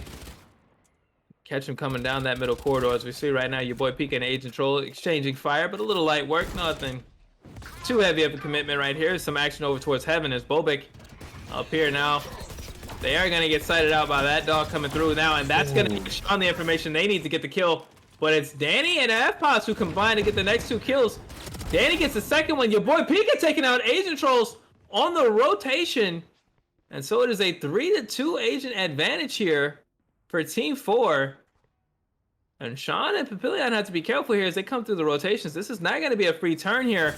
They're going to flash, though. Papillion does flash themselves, but they're close enough to make up for it. Get the kill there on FBoss.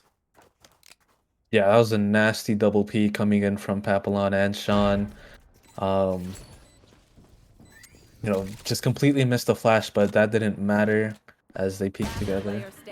Ooh, and your boy Pika looks off the angle. Might have been trying to avoid a flash. Might have just thought it was a turnaround there. And unfortunately, they missed Sean coming straight down the pike. And now the pressure's on Zodiac here. Not enough time for Zodiac to just throw up a smoke and hide it out this time. They're going to have to take an angle and take a fight. They've got Papillion around the edge here. If they want that, no, they go towards the spike again. It is being defused. So Zodiac does a great job there to get the kill. Oh my goodness. The trip line gives away the information. What a beautiful performance from Zodiac in the site. Wow, Zodiac 310? I think that 310's for his IQ, since that play was just beautiful. Very well done as he isolates one player at a time just to get that 2v1 win.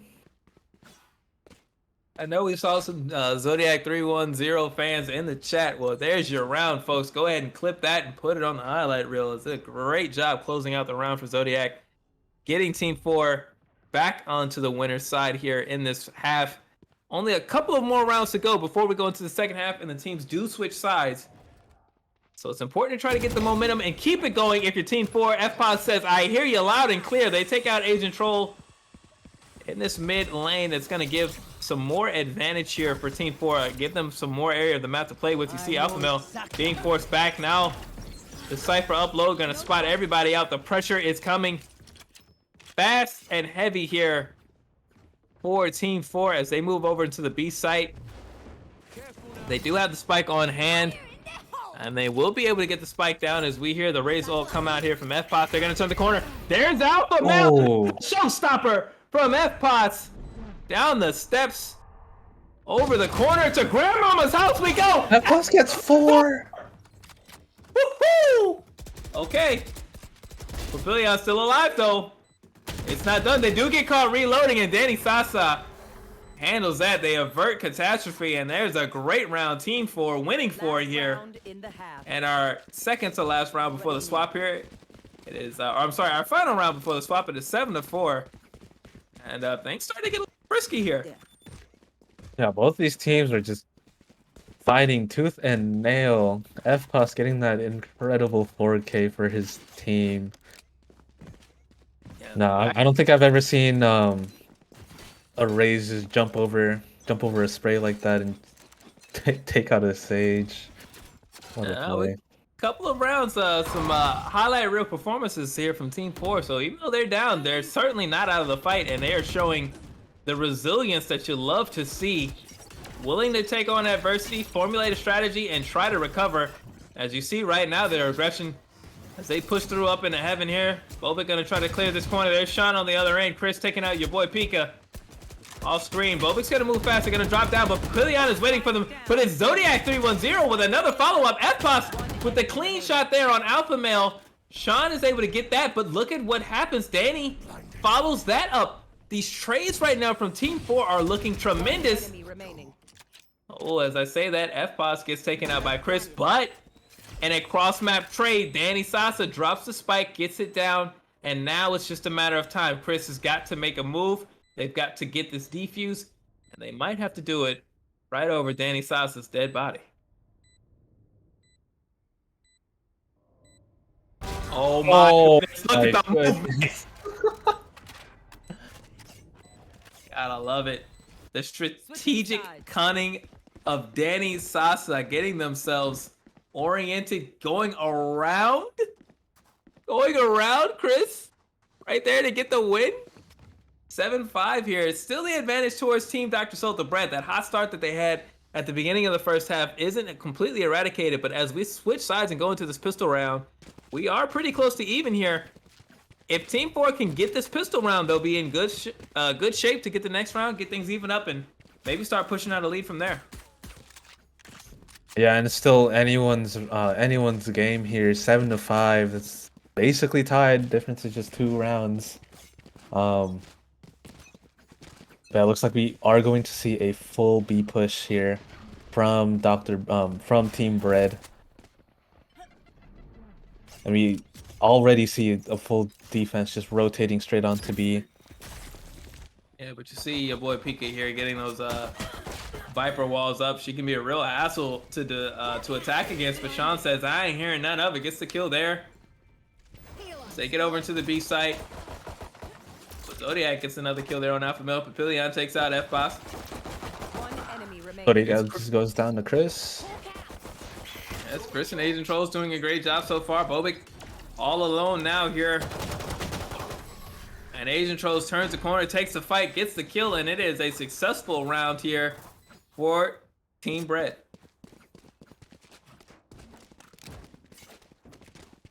Yeah, Team Bread just playing very fast-paced, especially on attack, and it looks like they will continue to throw this energy into round 2 here on one of the first buy rounds. Papillon thinking about getting that round 2 Phantom, but selling it off for a Spectre. And you like to see that bit of discipline there. If you're the winning team, you certainly have some money. You can go ahead and buy weapons, but sometimes it's better to just save your money down for, a deeper portion. Invest in your future, as they say. Some fire going off here over on the long A site. Danny gets flashed down. They're going to go down the ropes, not try that. Your boy Pika gets flashed as well. And all of that creates some pressure. Bobik is going to fall there to Papillion. And Sean's gonna move into the corridor room. Oh my goodness, I just never saw Sean. You got to clear every angle in this game. You can't let something like that happen. Well, you can, and your opponents will thank you for it, but your teammates might not be so happy. Yeah, in Valorant, you know, going through corridors and doorways is like crossing the street. You always gotta look both ways. Look both ways, look the other way again. Be extra sure that the way you didn't look twice is empty, and then tap out there because, you know, they might have seen you through the wall as well. Sometimes that happens. Sovas can be like that, you know. Yeah. Nevertheless, it is a strong performance right now for Team Bread. Team 4, not super far behind right now, 9-5. Of course, they'd rather be in the winning position right now, but they are defending. And, you know, my unfamiliarity with KO aside, I will say Viper, Cypher, Raze, Reyna, not a bad squad defensively. A lot of pressure you can put down, but right now, they've got to deal with Sean's utility. They've got to deal with Agent Troll's deadly, Billion as well, their deadly efficiency. And they've got to deal with the weapons disadvantage. You see right here, your boy Pika getting flashed. They got no shots. Papillion getting killed there. Boba gets a flash here coming through with the judge. It's Danny who gets a couple of kills there before they fall, but look at this. The follow-ups happening here as Bobic chunks down damage, as Zodiac getting the kills. Grenades going out here. Alpha Male's trapped in that corner. As Sean falls to Bobic. Bobic looking for one more. They jump down. Wrong side, though. But it's FPOS who follows up, and it's another round 1 for Team 4.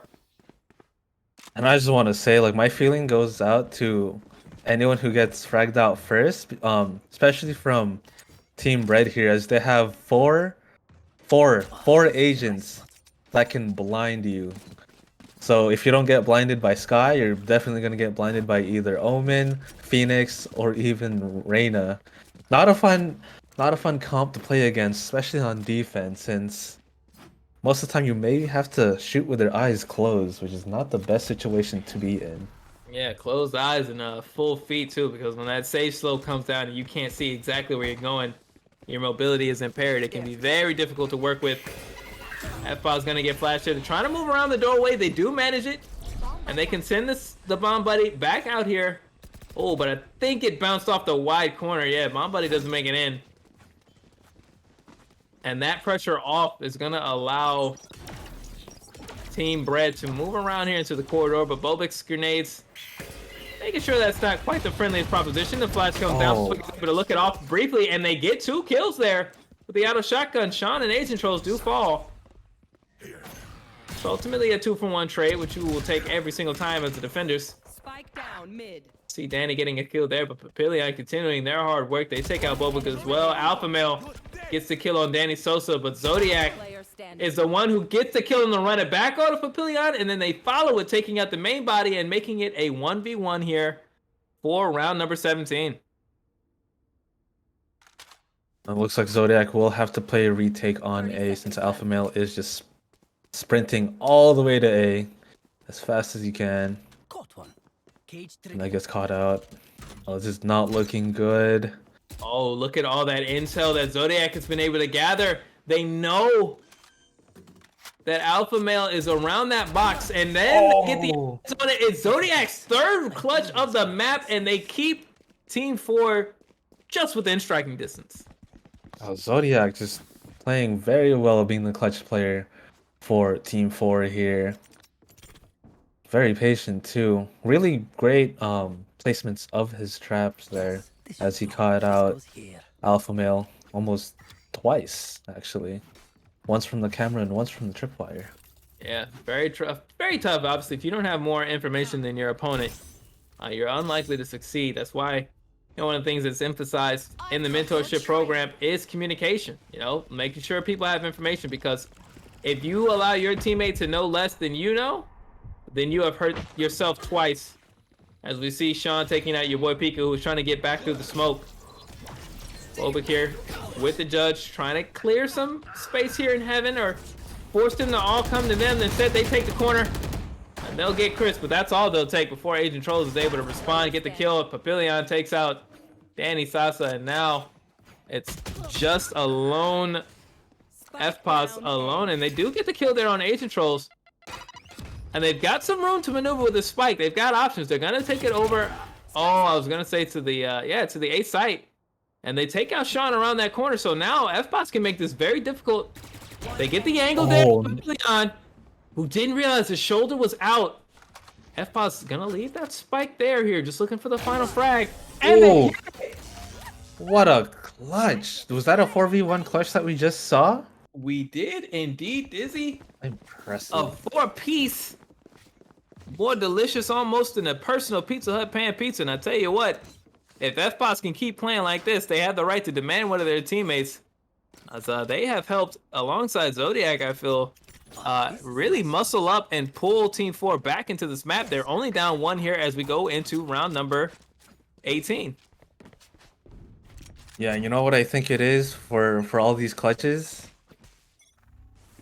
Every time they clutch, they're always thinking like, oh, I need that HyperX headset.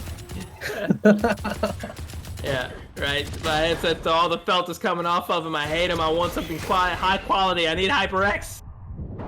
Right now, Bobik needs some help there as Chris gets forward with the judge, gets the kill. They're gonna flash again. You mentioned it earlier. The CC is all there. It's so hard to see anything except the death animation. But FBot says, hold up, I might have one more in me. They take out Sean. Then they get Chris. It ain't done just yet.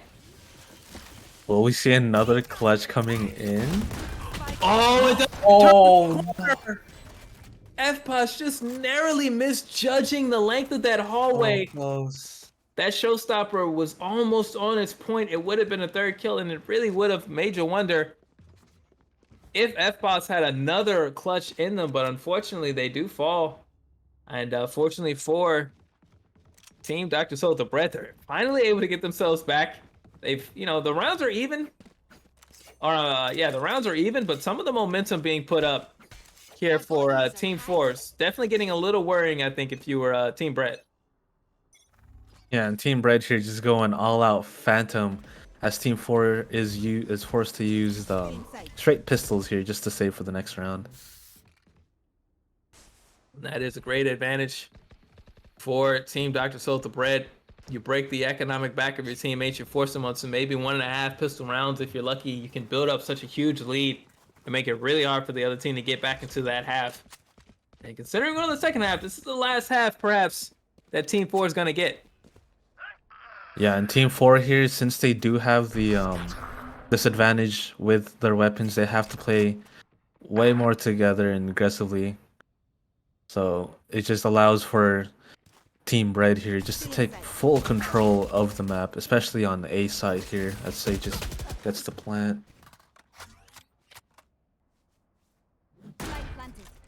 One enemy remaining. See Papillion getting the spike down. Chris taking out F-Pass. There will be no heroics for them today. As Sean steps forward, Chris ready to protect Sean as they turn the corner. Looking out for the mentor. Your boy Pico is trying to get the shots off, but they get stopped. And now Team Bread here, only 2 rounds away from taking this whole map. But I gotta say, even with that said, Team 4 feels like they're still within striking distance. Yeah, because right now, because Team 4 saved the last round, everyone's going to be using a Phantom. Yeah. And everyone on both teams, actually. Yeah, gonna be a full buy. It's a Phantom dance. You gotta love it here as all 10 members of the team have whipped out that rifle and are ready to go to work here. But the pressure's gonna come down here on B Garage. And we'll see how equipped and ready Zodiac is ready to deal with it. They've had some great plays near the end of rounds. Now they're going to need a great play from the beginning of a round. As that tripwire does get set off, they do get vision. They can relay the information. The pressure is coming towards Garage. As we see Danny moving into position here. Agent Trolls activates the ultimate and gets shot right out of it. Oh, Zodiac activates his ultimate just to get the intel. And on the side of that, you see Papillion stepping forward to be aggressive. Says it doesn't matter if you know where I am if you're still on the ground. Yeah, and it looks like Team 4 here is just waiting out the abilities before they start moving in together. Very smart play there. Yeah, you can't afford to throw away even a round like this where you're down. You still got to try to play it to your best. Oh, and that res is huge coming in as Team Bread just resurrects their MVP. Oh, great grenade there from F-Pods. That chases Sean out of that corner. And with that low amount of life, they do get shot and killed here Bobik trying to do something similar here. They know there's somebody around that corner. They're gonna flash the short corner. Get the one. Oh, it was that box to start moving off of Bobik's flash. They get one. Papillion is able to respond, or I'm sorry, H-Troll's response. And it's all. Oh, F-Pass in for the 20p. But can they get the defuse off in time? The kills aren't enough. They've got to get the defuse and they can't. F-Pass with the kill, but not the time. I said it once, folks. I'll say it forever. It ain't deathmatch. It ain't about who's the last one standing. It's about which objective wins first. Yeah, and they had a whole 2 seconds. Very great job just playing the time there, letting the bomb explode, not having to play anything risky. Indeed, it was a great job there. Settle things down here. The match point now for Team Bread. I'm sorry. You know they want to close this out. Not give anybody a chance to set up. They don't want to allow Team 4 to start working themselves back into this match. You want to, you know, if it's 12-8, you have to work with the momentum that you have. Giving life to the other team is just one of the worst things you could do. Definitely no bueno here, as we see Bobik gonna go down first. So there's the in-game leader there going down. It's F-Boss though takes out Chris. F-Boss looking to get it done here. Oh, F-Boss for the double kill with the showstopper. Beautiful. Stealing the show there. They get double there, 3 kills on the round. They got a great advantage here. Papillion gets a flash up through the corridor. So the team, but they're not able to get it done. And that's GG. What a performance there. You know, got to take your hat off like a Cypher for both teams. And that matchup, some highlight moments coming out. You could have told me that this was about 2 teams that are really into Valorant, not a couple of squads that have spent a month together coming here to play. What a performance from everybody involved. Yeah, very high energy plays, a lot of clutches going on. It was back and forth up until the second half. Very well played from both teams. Yeah, absolutely. A great performance there. You know, we talked to Sean before the match began and mentioned that, you know, their team was decently experienced, so they were, you know, expecting to see a strong performance out of them, and they certainly got that.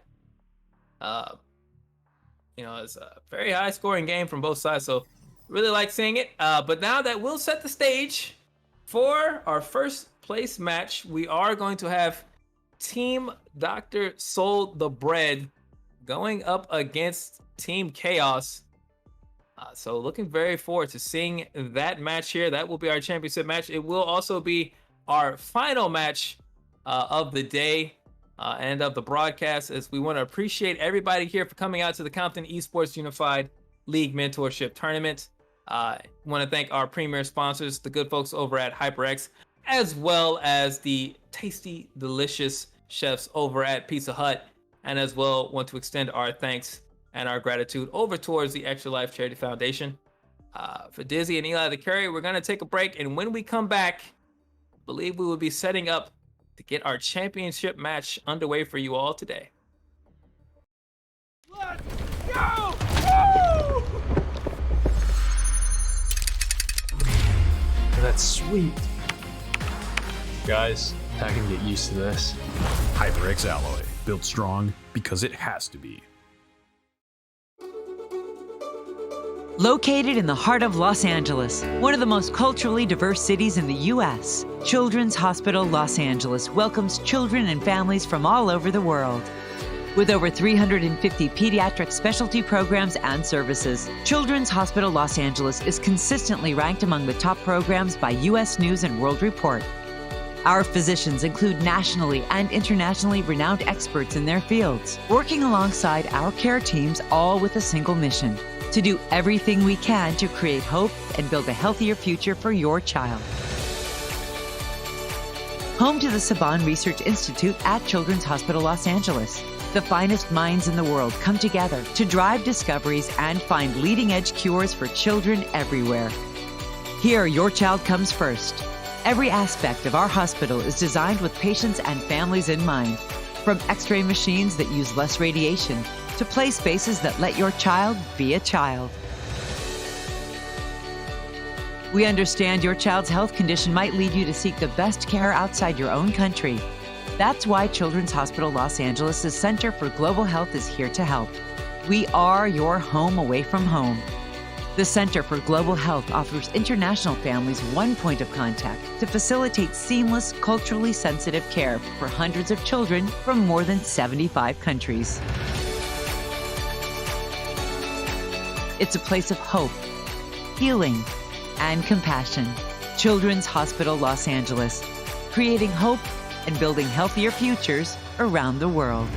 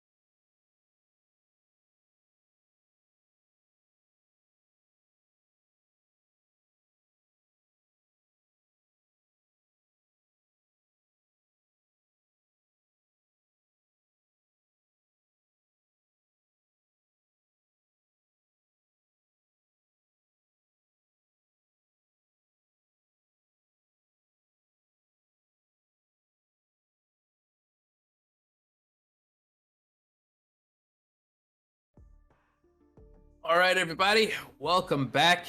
We are joined, myself, Eli the Curry, and Dizzy, by Sean, who emerged victorious from their last match, which you just saw. Sean, if you would, I'd ask you, break down some of the team communication, some of the, the language and vocabulary that you're trying to get your mentees to use when they're in the middle of, an intense situation and, things are kind of tight.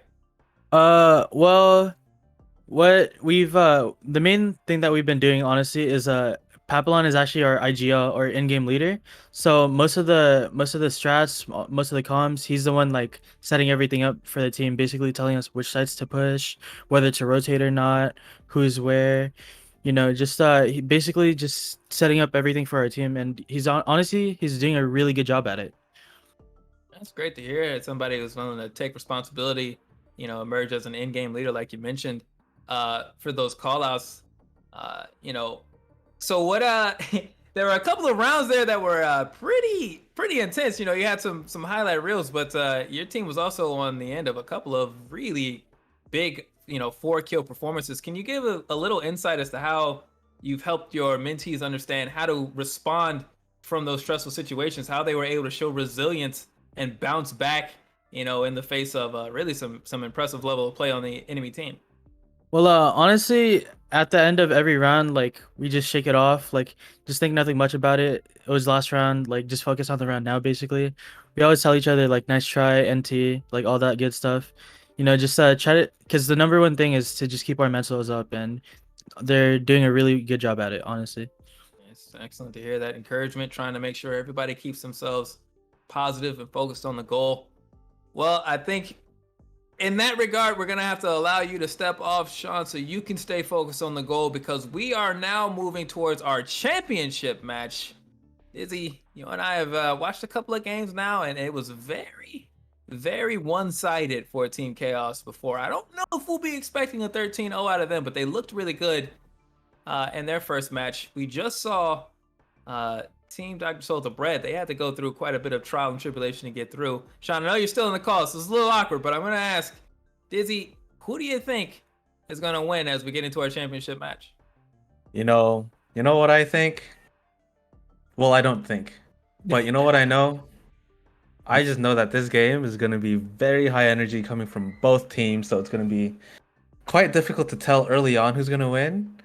But, you know, as Sean already said, they have an in-game leader, an in-game mastermind, and I'm just assuming this genius of a player knows how to strategize against Team Chaos. So we'll see. Plus, Team Chaos does have some incredible players themselves, as we saw super great performance from Solo and yesterday's Bread.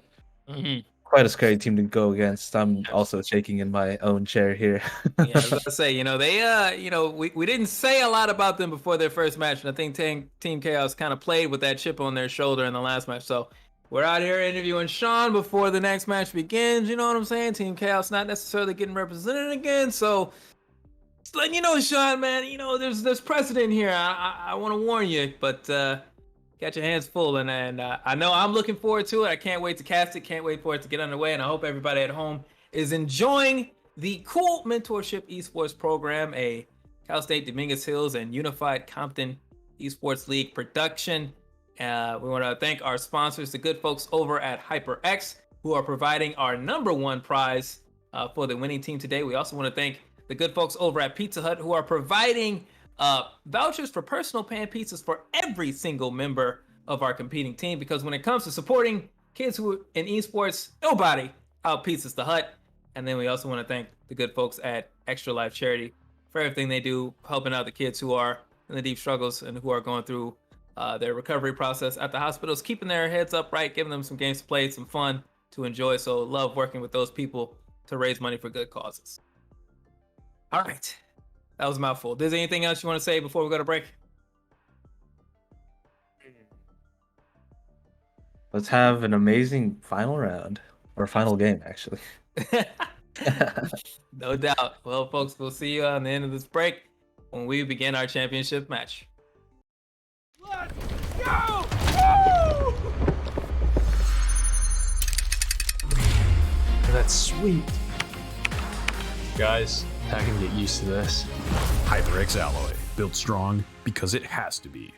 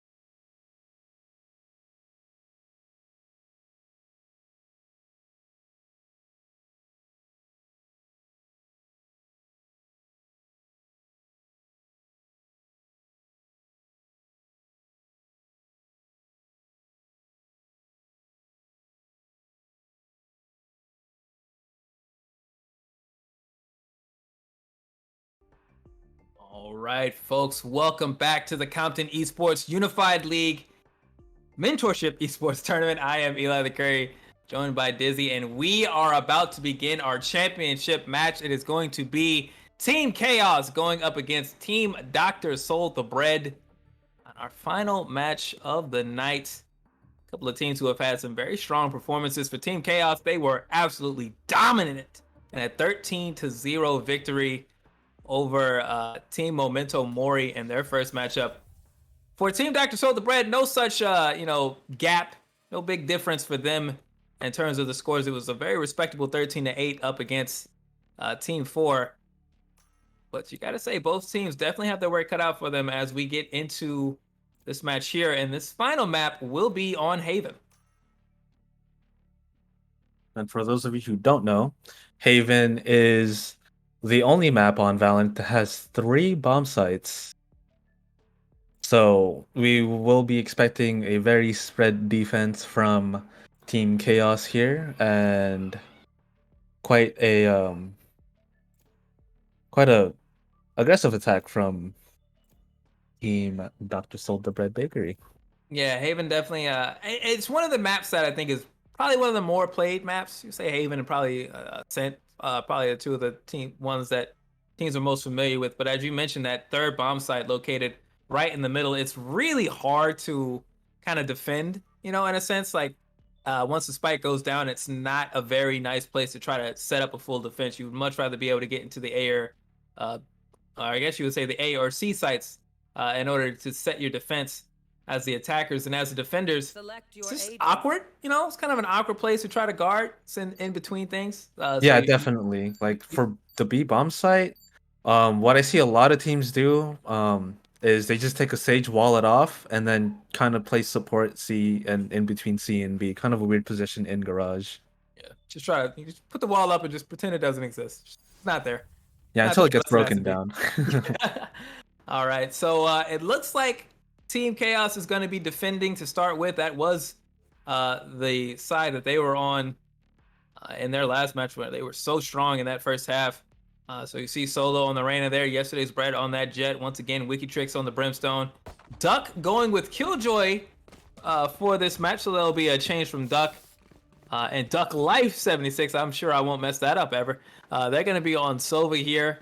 Meanwhile, for Team Dr. Soul the Bread Bakery, they've got Sean here on the Race, Chris FTW on the Sova, Alpha Male on the Sage, in-game leader Papillion there on the Brimstone, and Asian Trolls here on the Phoenix. So a little bit of character swap from the last match that both of these teams played. I love to see the variety, the ability to switch things up, but both teams looking for the same result that they had in their previous matches. Yeah, on both these teams, you know what they have in common? Bread and just food overall. It's getting me quite hungry. They're selling me right now. I might have to order a Pizza Hut personal pan pizza when all is said and done. I don't have the voucher on me, so I might have to pay full price, but you know what? It might be worth it. As we see Chris getting underway here, taking out Duck Life. Take the first blood of our championship match, but there's a long way between now and the sweet, sweet glory of a pineapple pizza, of a pineapple Pizza Hut pizza. So we see the movement here going over towards the B site. We mentioned what it can look like sometimes. If Sean cuts off the transition, yesterday's Bread falls, Wikitrix will follow it up. And it's Papillion here over on the C site, but they're a little bit exposed. They have to get up. They can't get the plant down as Duck was coming around the corner. Papillion caught with their pants down. And Duck knows they're there here, so as this spike goes down, there's going to be pressure immediately on them. As they hesitate, once again, they pick up. Chris moves over. They take out Wikitrix. They set up the support here. Now as Duck feels the pressure, but it's Solo who makes the move around. They take out Papillion and Chris. The spike never went down, and now it's a 2v1. And 3 Alpha HP. Yeah, extremely low on health here. Will be able to heal themselves up some, but not so much that they should feel too confident with this 2v1. And the worst case scenario about this has been realized is that the spike is down on the site. So yeah, there's only 6 seconds left here. Gets one though, but yes. Yep, nothing to be done here for Alpha Male. They get the spike, but they can't find Solo as they had hidden around the corner. Solo kind of played that a little risky. They stayed in range, but Alpha Male didn't look for them in time. So Solo's able to pick up a 4th kill, get themselves another step closer to that ultimate, already at 4 points out of 6 for that ult. And we saw in the first match of the day, Dizzy, how dangerous Solo can be. You know, you get them with Reyna's ultimate, and they can definitely own a round or two and Yeah, get it done almost definitely. by themselves. Especially with Solo and yesterday's bread on the do list, and having them both top frag is quite a nightmare to deal with. And we already see Solo having a very dominant first round. They're getting 4 kills out of the 5. Yesterday's bread looking to match up with their fragging buddy, but it's Sean who's going to get on the board first. They're going to take out Duck. Move quickly here. They face yesterday's bread. Get through. You see Sean with a quick movement, and this time the spike goes down without hesitation. Now that's going to change things quite a bit here, as now Solo, as well as Duck Life and Wikitrix, will not have as slow a chance to move in. Alpha Male gets taken out. Solo gets their 6th kill of the match. Already Solo looking great. They've got the ult, but they're not going to use it just yet. Looks like they're going to set up, see what they can get this. They line up Chris on the long, almost take down, but who gets one and then a second follow-up, gets the reload here. The spike is down now, so Duck Life has to clear this out. They get the kill, but they've got to get a last kill and the defuse, and they can't get it done. A's and Trolls on the long C hallway. They were waiting and watching the whole time. Wow, trade after trade during that round was low-key giving me anxiety just to see all the kill feed go wild there on towards the final seconds of the round. You know, it's a fast-paced game, Valorant is. It's one where even though there can be a lot of standing and waiting, it can feel, you know, like you have a lot of time to just kind of sit and become anxious, like you said. But once the bullets start flying, once the call-outs get made and the positions are known, you've got to be ready to execute quickly. And that quick thinking and resourcefulness, really valuable for both of these teams, something I'm sure the mentors were working with on the mentees to understand. As we see Sean opening up the festivities there, they take out Duck Life. Wikitrix walks through the smoke. They have 1 HP, literally 1. Sean's gonna clean it up as Papillion gets a kill on Solo. That's gonna open up the A site and allow Chris to get this plant down. But yesterday's bread looks to have something to say about it. Only pistols left up here, but maybe Duck's utility can get it done as the swarm grenade moves Sean away from that and into yesterday Bread's eye line. Perhaps they get the eyes up in heaven, but you see the utility coming down from the attacking side. They're gonna make it very hostile up in that window. Oh, Sean with a big shot there on yesterday's Bread, and they want one more double headshot for a quad kill round for Sean. Oh my days. They are indeed putting up a fight with, you know, the top frags for both teams, Solo and Sean, basically even. Separating them is just 1 assist. So already we see a very close game, even though we are only 3 rounds in. Yeah, you know, not for nothing, this is a championship round. You would expect both teams, you know, to be evenly matched, and definitely both teams to give it their all. And through 3 rounds already, like you mentioned anxiety, I'm already a little winded just through 3 rounds. These teams are holding nothing back. Did you hear Sean here with the showstopper ult, looking to get it done here? Duck! Oh, what a trade from Sean, just trading out Duck. Not getting that kill for free, he said. Yeah, the trades go down, and you know, you might have to think the trades kind of favor, you know, you trade Sean for Duck. That was Duck's first kill. Sean has been the frag leader for their team, so in that sense, maybe a good setup here to try to get yesterday's break going. As they get the kill on Alpha Male, they take a lot of damage, and there's no heals on the team. No Sage for Team Chaos. That spike's starting to move down. You see the Molly is gonna present. Yesterday's bread can't even step on the spike. They can't even get near it. They're gonna need Wikitrix to step up. Oh, and the ultimate goes out, and just not enough time for Wikitrix to defuse the bomb. Has to go for exits if he can, and he will on Asian Trolls for the headshot, and survives. Nice. Well, that's a smart bit of decision making from Wikitrix, right? Cutting the losses. You understand, hey, sometimes you gotta compromise. You can't always get everything. It sucks to have to lose this round, but you save a rifle. Even better than that, you put 1 on the ground and force a rebuy. So smart decision making there. from Wikitrix. Great execution for Team Dr. Soul the Bread. They win the round. And, a trade both teams would just have to take. Yeah, and Wikitrix there did a really great job taking out Asian Trolls. Even though he did lose the round, it costed him 3,900 credits at least. All right. As we mentioned, you have to rebuy every weapon that you, every gun that you drop because you get killed. You have to rebuy that next round if you want to use that gun again. So the economy is very important to this game. As Agent Trolls uses that flash, they get in and take out Solo. Duck takes down the run it back ult, so Agent Trolls get some free information. The A site is where the pressure is going. And you can see right now the members of Team Dr. Soul the Bread already fanned out here, already taking up positions in the site. The spike is down. I don't even think I got a chance to cast it off. Already it was down. That's how fast they're moving. Agent Trolls taking out Wikitrix, and things are looking very tough right now here. As you see that Sage Wall just limiting the range of motion and the satchel on top of it, so there's a lot of utility towards this entrance. Agent Trolls takes out Duck Life, but Duck gets Agent Trolls. Papillion takes out Yesterday's Bread. Duck gets Sean, but it's another round. It's another round with no time left for the defuse as Duck falls to Papillion. It is 4-1 for the Team Bread. Yeah, what a play there from Team Bread, and it looks like Team Chaos is not the same team, especially coming down to the grand finals. There's a lot of nerves going through, bumping through your blood, and sometimes the pressure does get to you. But all that aside, it is still pretty early in the game with a lot of room for improvement. Really, a lot of wins coming in.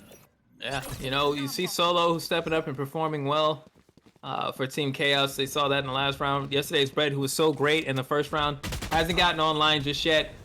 But their teammates are saying, hey, you're going to get the next round. Don't worry about it. We're going to set you up. But it doesn't look like it'll be this round just yet as Agent Trolls taking out Wikitrix. Yesterday's Bread with a couple of kills, though. Maybe it will be this round for Yesterday's Bread. They're going to get that kill, and they're going to get a weapon out of that. So now, Yesterday's Bread with the Phantom, they're more fully equipped to take these fights. They're not just working with a pistol. As you see, Duck breaking the wall, drawing some attention, trying to give some room for their teammate who's got a better and just one tap by Sean. Oh, but look at the punish from Yesterday's Bread. Spike down B. And that's the spike as well. So now Agent Troll has to move in, and they get it done. What a shot from Agent Trolls. Oh boy. A very close ace there from Yesterday's Bread.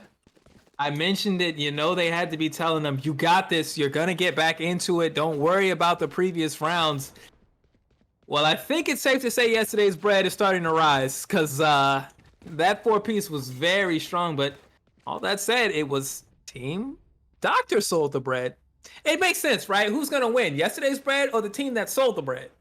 Right? Who benefited the most from that transaction? It had to be the team that sold the bread right now. Yeah, the team that sold the bread, especially like Pizza Hut, where they're just selling pizzas. Getting me very hungry here.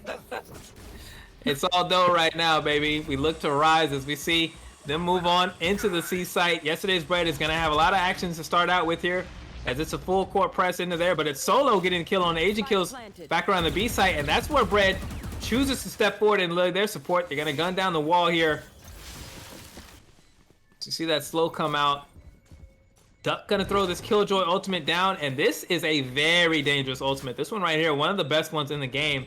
It's a giant field that kind of, once it goes off, it stuns everybody in the radius, forces them to not move, but it looks like... This would be a perfect time to put it down, and it does go down. You just have to wait a few seconds to clear the site. Oh no! Oh no! They moved in way too early. Yeah. Oh, there goodness. Chris for the win. What a job on the ultimate. The spike goes off. Papillion and Solo fall for it. And it's unfortunate. Wikitrix and Duck, they moved in just a little bit too fast, as you mentioned. And Duck cleared the angle prematurely, pulled out the knife to get the improved walk speed to get closer to the spike, because the idea is solid, right? You throw the Killjoy ult down, it's going to detain anybody still in sight. They have to move up. You go quickly and get the defuse before anybody can move back in. But unfortunately, the counter was there. Chris was on the other side with the Hunter's Fury, a weapon that goes across the map, goes through walls. he don't need to be there in the site. Silva don't need to be there to have an impact, and you saw that at the end of that last round. Yeah, and that Hunter's Fury does reveal enemies through walls, so getting a follow-up Hunter's Fury is just pretty much easy kills there for Chris. Yeah, certainly more an art than a science when it comes to trying to predict the aim of somebody you can't even see, and vice versa. Yeah, and already we see an over-rotate coming in from Team Chaos here, and Team Bread just going on to C site for free, getting that bomb down as early as they can. Solo getting the headshot kill onto Alpha Male. There's Sage. Sean getting the trade straight onto Solo, getting the showstopper ready, going in. Will he find anyone? He finds Wikitrix, bringing it down to a 4v3 with an advantage going to Team Bread. Yesterday's Bread, the wall's still up here. To take an awkward angle. I don't think they see. Check your corner spread. Yeah, you gotta clear all your angles. Well, there you go. Sean mentioned Papillion was the in-game leader. They said, don't worry, we got this. It's another round here. Really is a mastermind. And for those of you who are new to Valorant, if you didn't learn anything today, just make sure you check your corners. Check every angle. Just look. Just look. It might feel like, oh, this time there's no chance. No, just look, because you never know who's around that corner, but they will always have bad intentions for you. So as we push now, getting into round number 9, you see just the huge advantage right now built up for Team Dr. Soul the Bread. For Team Chaos, what do they need to do in order to get back into this? Now for Team Chaos, they just have to calm their nerves and play like they did the first time they came around, with a lot of confidence, lots of energy, and just fast-paced plays that we saw coming from Solo and yesterday's Bread. And Duck picking up some kills here, getting 3, looking for the 4th. They might get a chance to get 5 here, as Alpha Male will get the res up here. They're gonna choose Asian Trolls for that, so that's gonna be Asian Trolls now having to get it done. Duck will be thwarted in their efforts to get a 5th kill for the round. But they've done a great job to get themselves and their team into a position to win. It's yesterday's Bread and Wikitrix now. Yeah, and all the Team Chaos has to do here is just play defense on the bomb. No need to push up. You guys have control of the bomb. And they, this Phoenix will have to go through a few choke points just to get to the bomb. And Wikitrix is getting the really good pick there for Asian Trolls. Great job there from Wikitrix. We see that performance there. Solo sitting there with 11 kills right now, 8 for Duck. Yesterday's Bread with 6 had 4 in one round, if you recall. So the explosive potential is still there for Team Chaos. They are behind, and it's not great for this half. Certainly, it's unlikely to look good, although they are fully armed up, as you see. And there's a split buy right now for Team Dr. Soul the Bread. Sean only on the pistol, as well as Chris, but Asian Trolls on the rifle, Papillion, and Alpha Male with some sub-weapons, a shotgun and an SMG. They're not terrible, but not what they're going to be wanting to win a championship by any means. And definitely in Team Chaos here, they do have the ultimate advantage. As the half comes into a close, we will see a lot of these ultimates go off, maybe even in this round. So yesterday's Bread has that Blaze Storm out, but it's Sean who looks like they're shooting ducks out there. Pull. They're able to take out yesterday's Bread. Solo, though, taking out Sean, who failed to clear the corners on their end. Solo looking great there, and the dismiss there to get out of the way. But it's Papillion and AZ Trolls who'll get 2 kills. Wikitrix sets it back, and now we set up a 1v1 between Wikitrix. Knows exactly where he is. What a kill there from Wikitrix. And it looks like we are going to get 2 rounds in a row here for Team Chaos. Yeah. Turning the tide here, and with no ultimates used there, they have a full arsenal of ultimates coming into these last 2 rounds. Yeah, I think it was yesterday's Bread, the only one who went for the ult with the oh yeah, that's right, Blaze Storm. So that one's down, but still you have the lockdown ultimate out of Killjoy, such a huge factor. You've also got that Hunter's Fury from Duck Life, which can make it a real hassle to try to plant. Brimstone's got the ordnance that comes down, and Solo, well, you know what happens when Arena ults, she just sees 5 targets on the other team, and she kind of some reasons probably kind of wish they could shoot their teammates at that point as well. You know how bloodthirsty that character can be. Yeah, just to get the healing here, and immediately we see a Phoenix ult coming out from Asian Trolls, baiting out the Wikitrix. Oh, Wikitrix is ult there too. Yeah.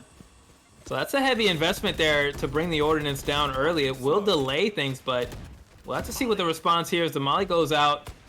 Yesterday's break gets tagged. They revealed it. Ducklife coming in from behind.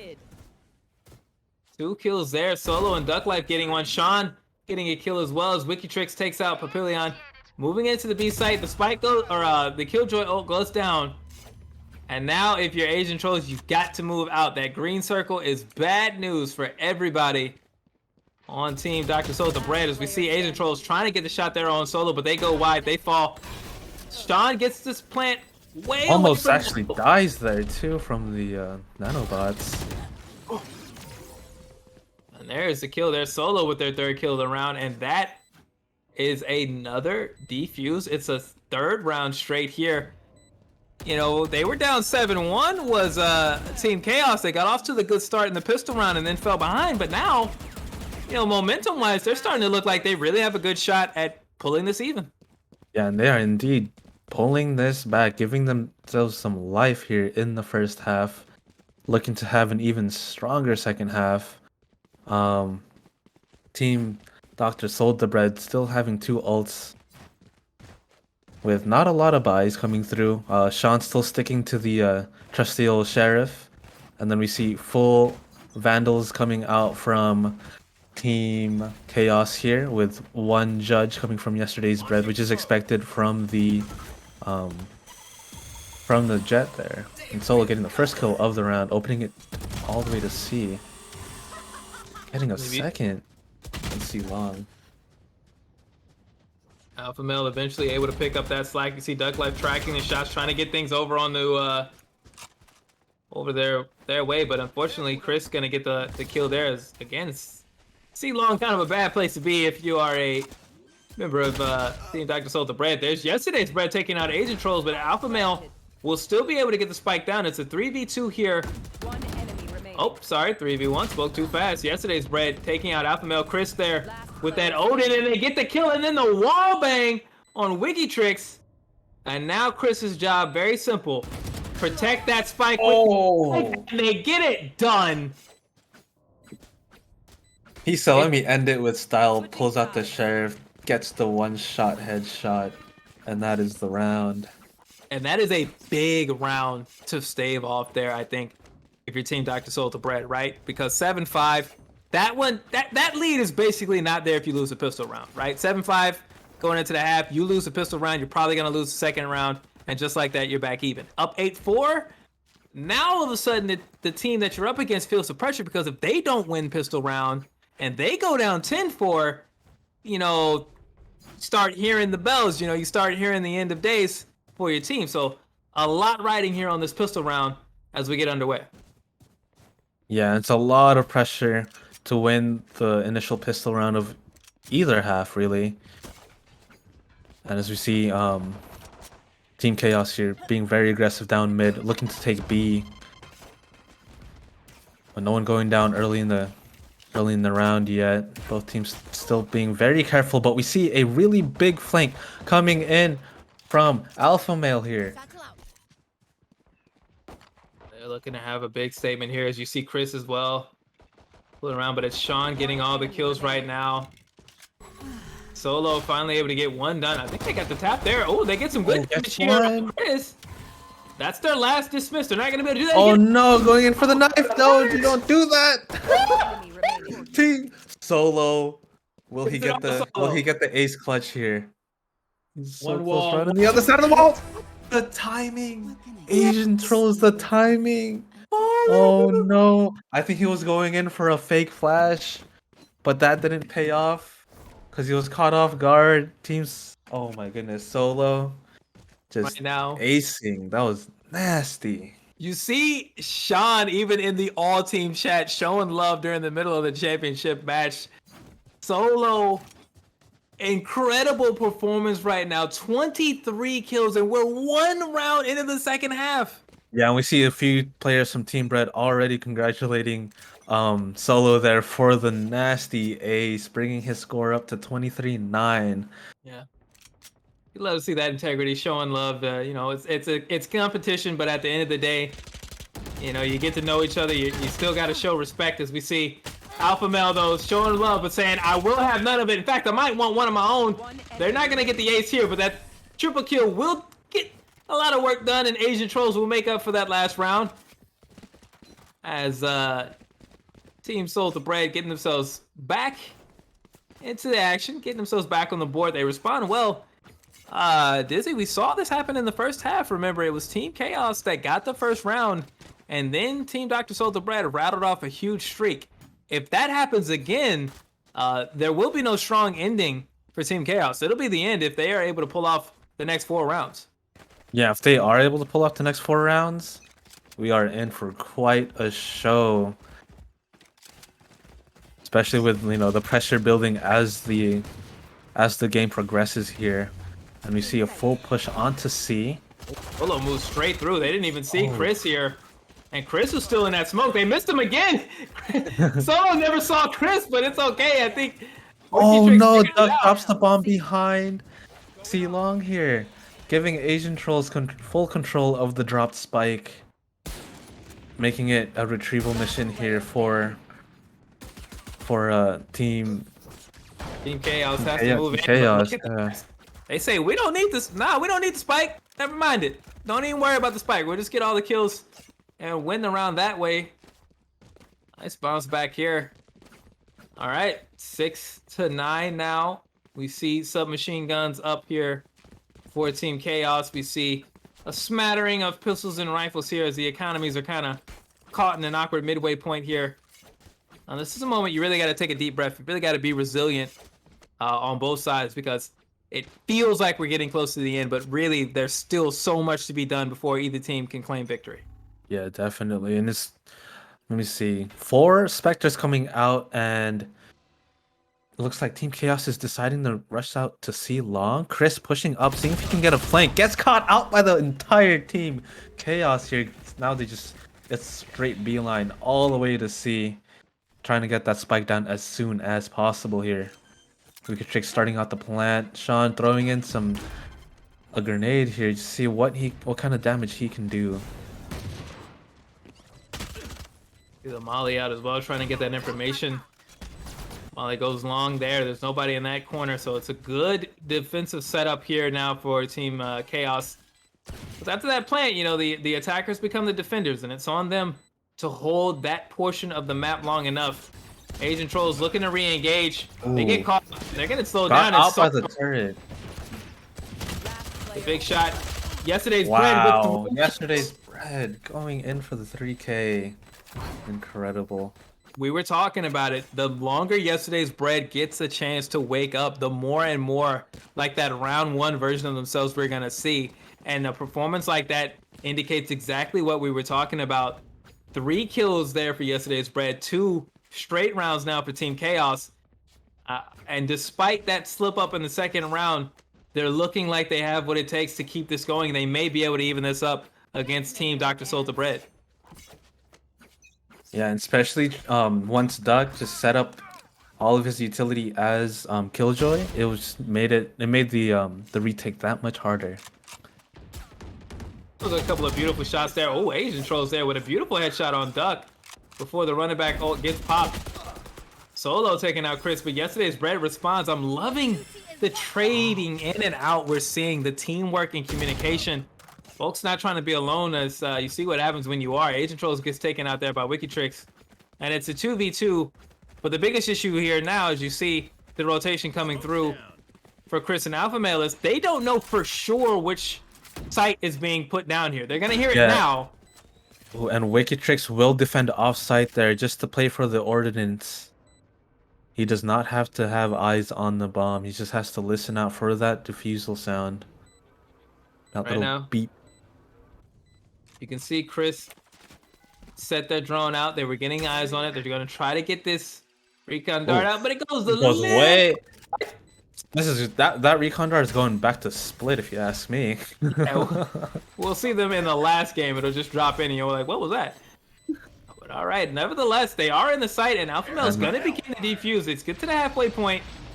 The Hellfire comes down. That forces them off the spike. Alpha Male gets the kill, but they don't have the time for the defuse.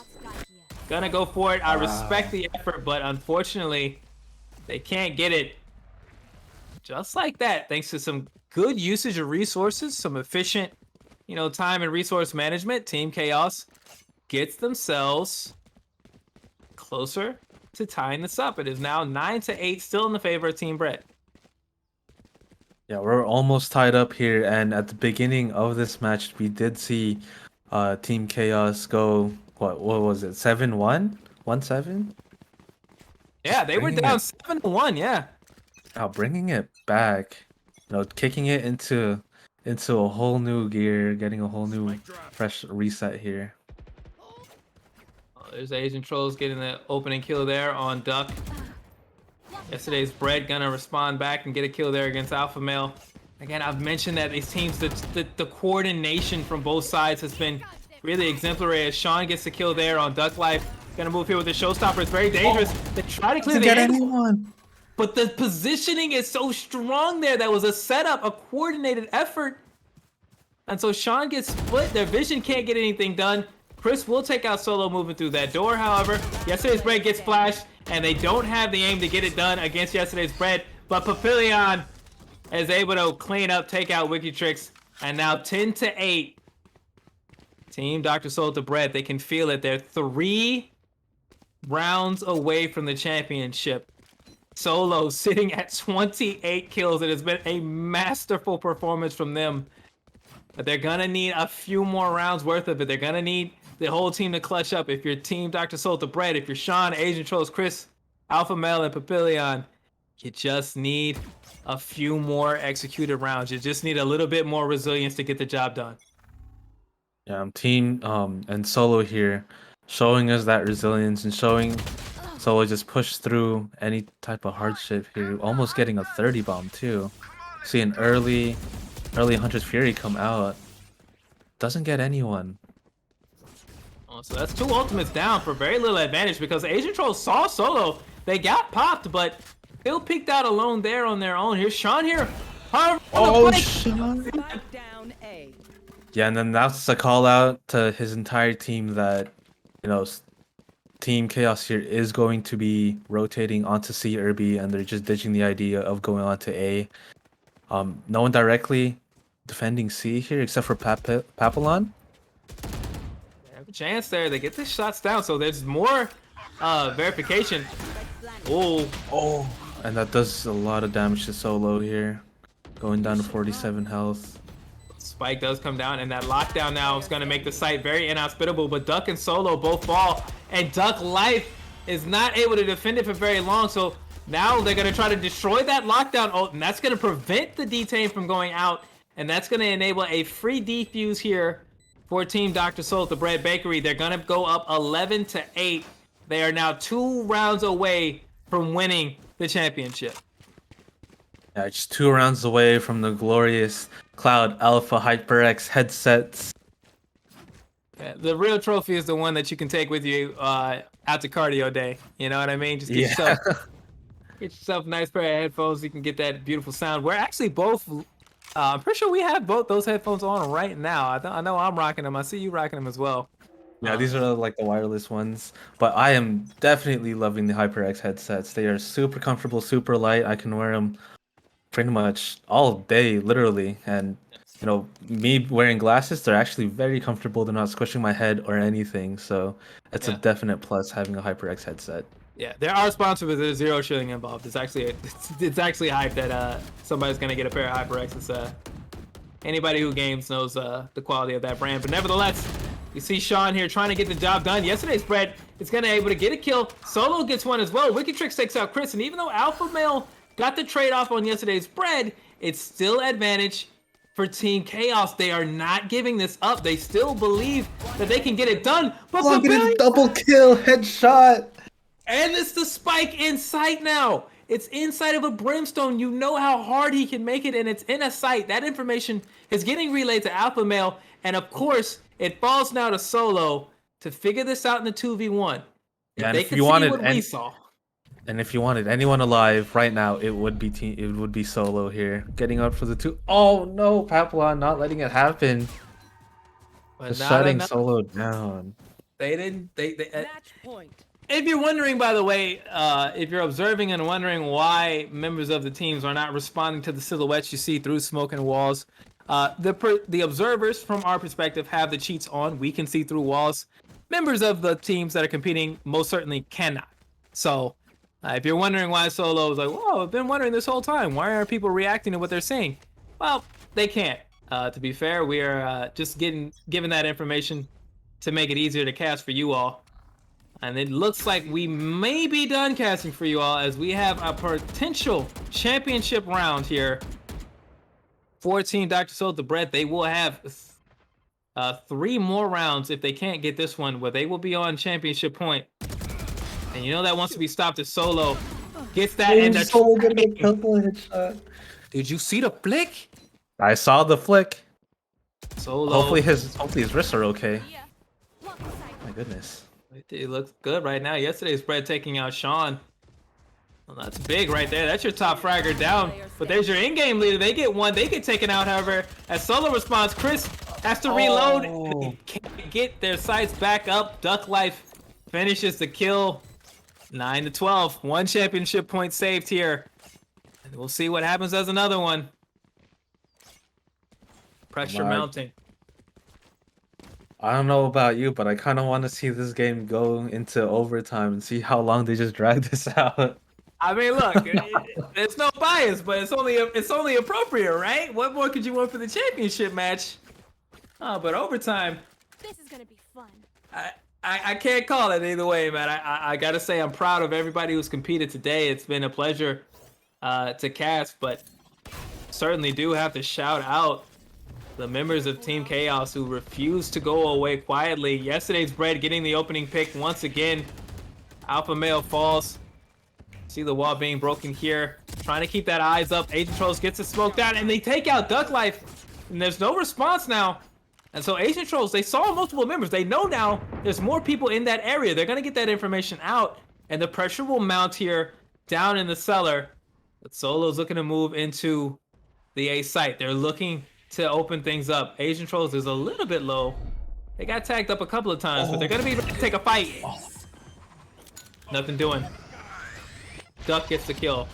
But the ordinance comes down. Sean's throwing the boom buddy out. You see the marshals in play. You see the sheriff in play. Oh, Sean getting 2 with the sheriff. Bunk, they both go. Brett, yesterday's Brett gonna activate the Blaze Storm. Takes out Pepe Leon, but they can't get Chris. They can't get Sean. There it is. The bakery is closed, folks. We've sold it at a profit. And there you have it, 13-9, your champions for your initial Compton Esports Unified League Championship Tournament. Our team Dr. Soul the Bread Bakery. But man, Wow, oh what? man. What a game, especially from both sides. We saw a lot of great plays throughout the entire series. Huge shout out to Compton Unified Esports League for, having such amazing students that were willing to work together. Like as we were told before, some of these students, they have never met each other in their life, and just to have them play together, work as a team, that's just amazing. Especially from the mentees and the mentors, being the glue for each team, making them stick together and play together as a team. And we already see some of the players trying to get together to play some ranked after this. So all around, very good sportsmanship from all the teams. Very great effort put in by the students, and just wanted to highlight that. Yeah, honestly, you mentioned that we're seeing that team chat. I don't think you can see it on the stream, but it's one of the things that I think, honestly, it's the best part of these types of competitions. For me and my history of esports competition, I come from the fighting game community, and it's one aspect of that community that is absolutely the best. It's not the competition. It's not winning necessarily, although it helps. You get yourself a nice little headphones, you get yourself a little Pizza Hut voucher. It's good to get prizes, But the true value in these competitions, meeting new people, it's the friends you make along the way. It seems cliche, but truly those relationships that you build, those friendships that you build are so tremendous and so valuable. And I'm glad you brought that up, Dizzy, and you love to see it from every member of the teams today that competed.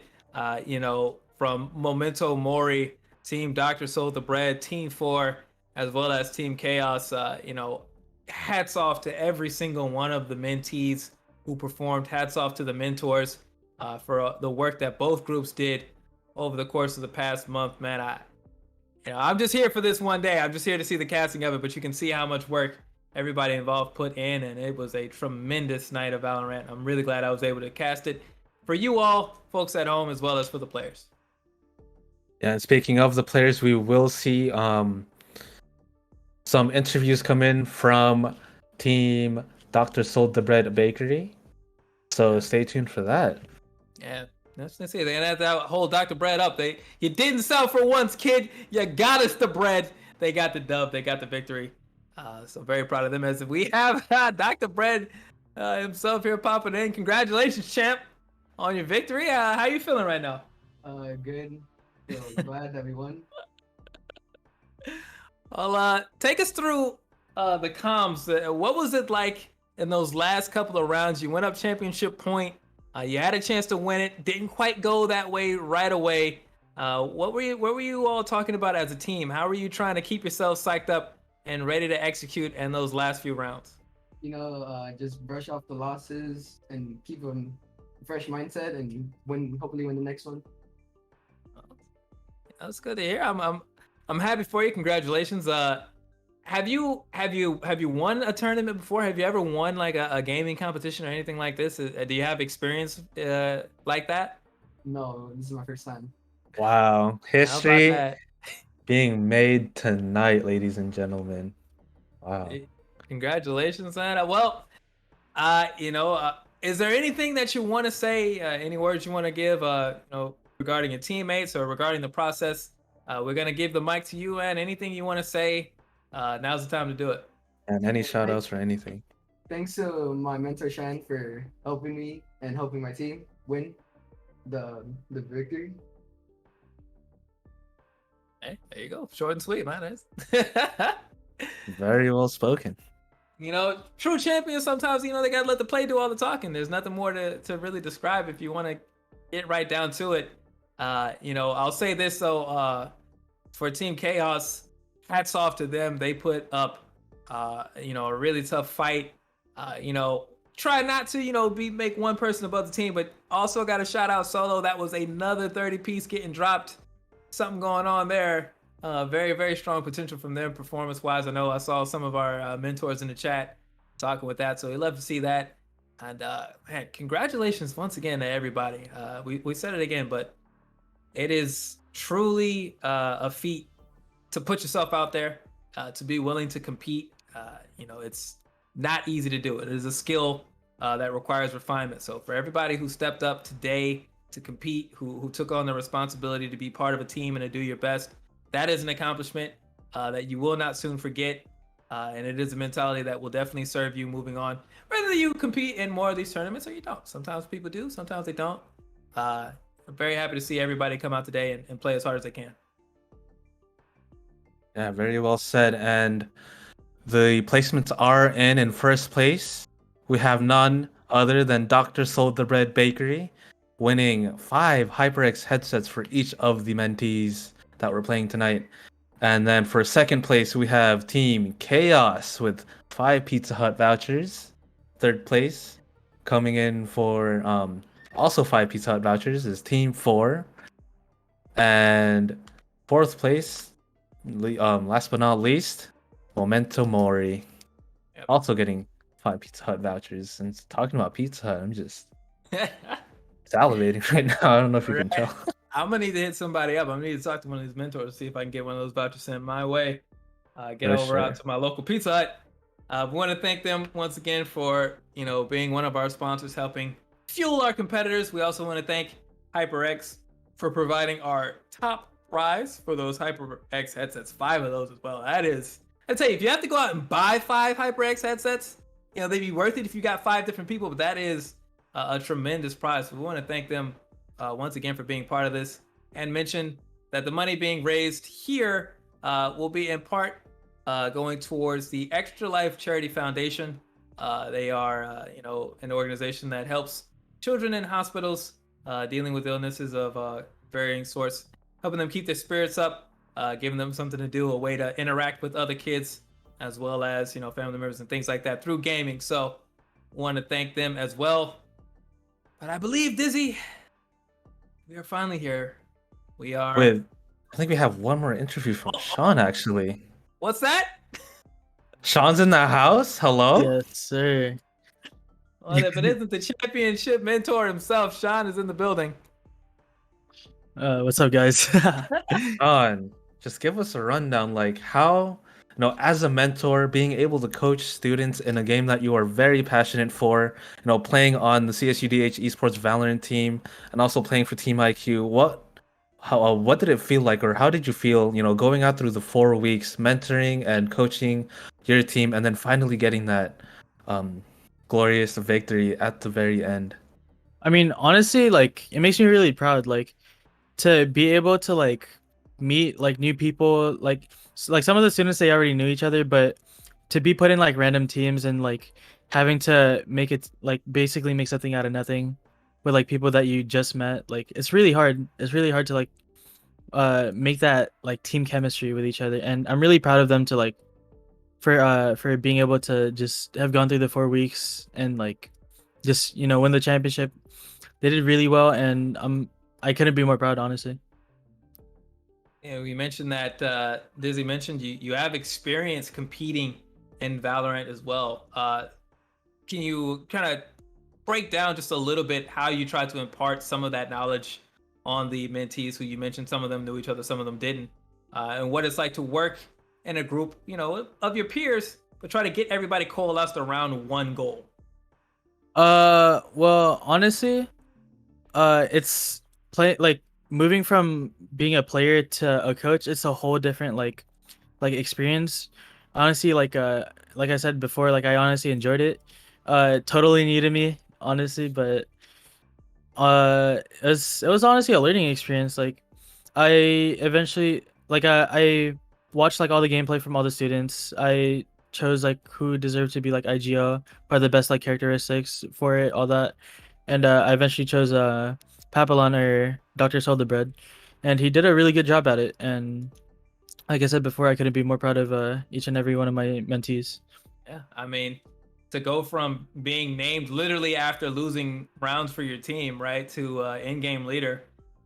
You might want to write all this down. You might have a script on your hands. You might be able to flip this later on down the line. But congratulations to everybody involved. Congratulations to them for that. That's an impressive turnaround, and it's a great result for the whole team. Sure. Yeah. Thank you, Sean, for coming in and speaking to us. Really appreciate it. Did you have anything else to say for the audience watching tonight?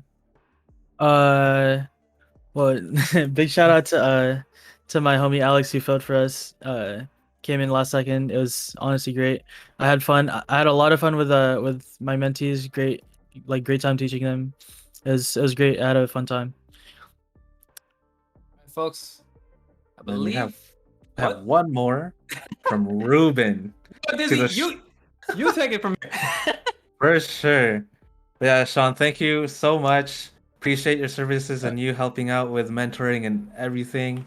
But soon we will have Ruben actually come in, because I just let him know that he is coming in. So Sean, all right, thank you.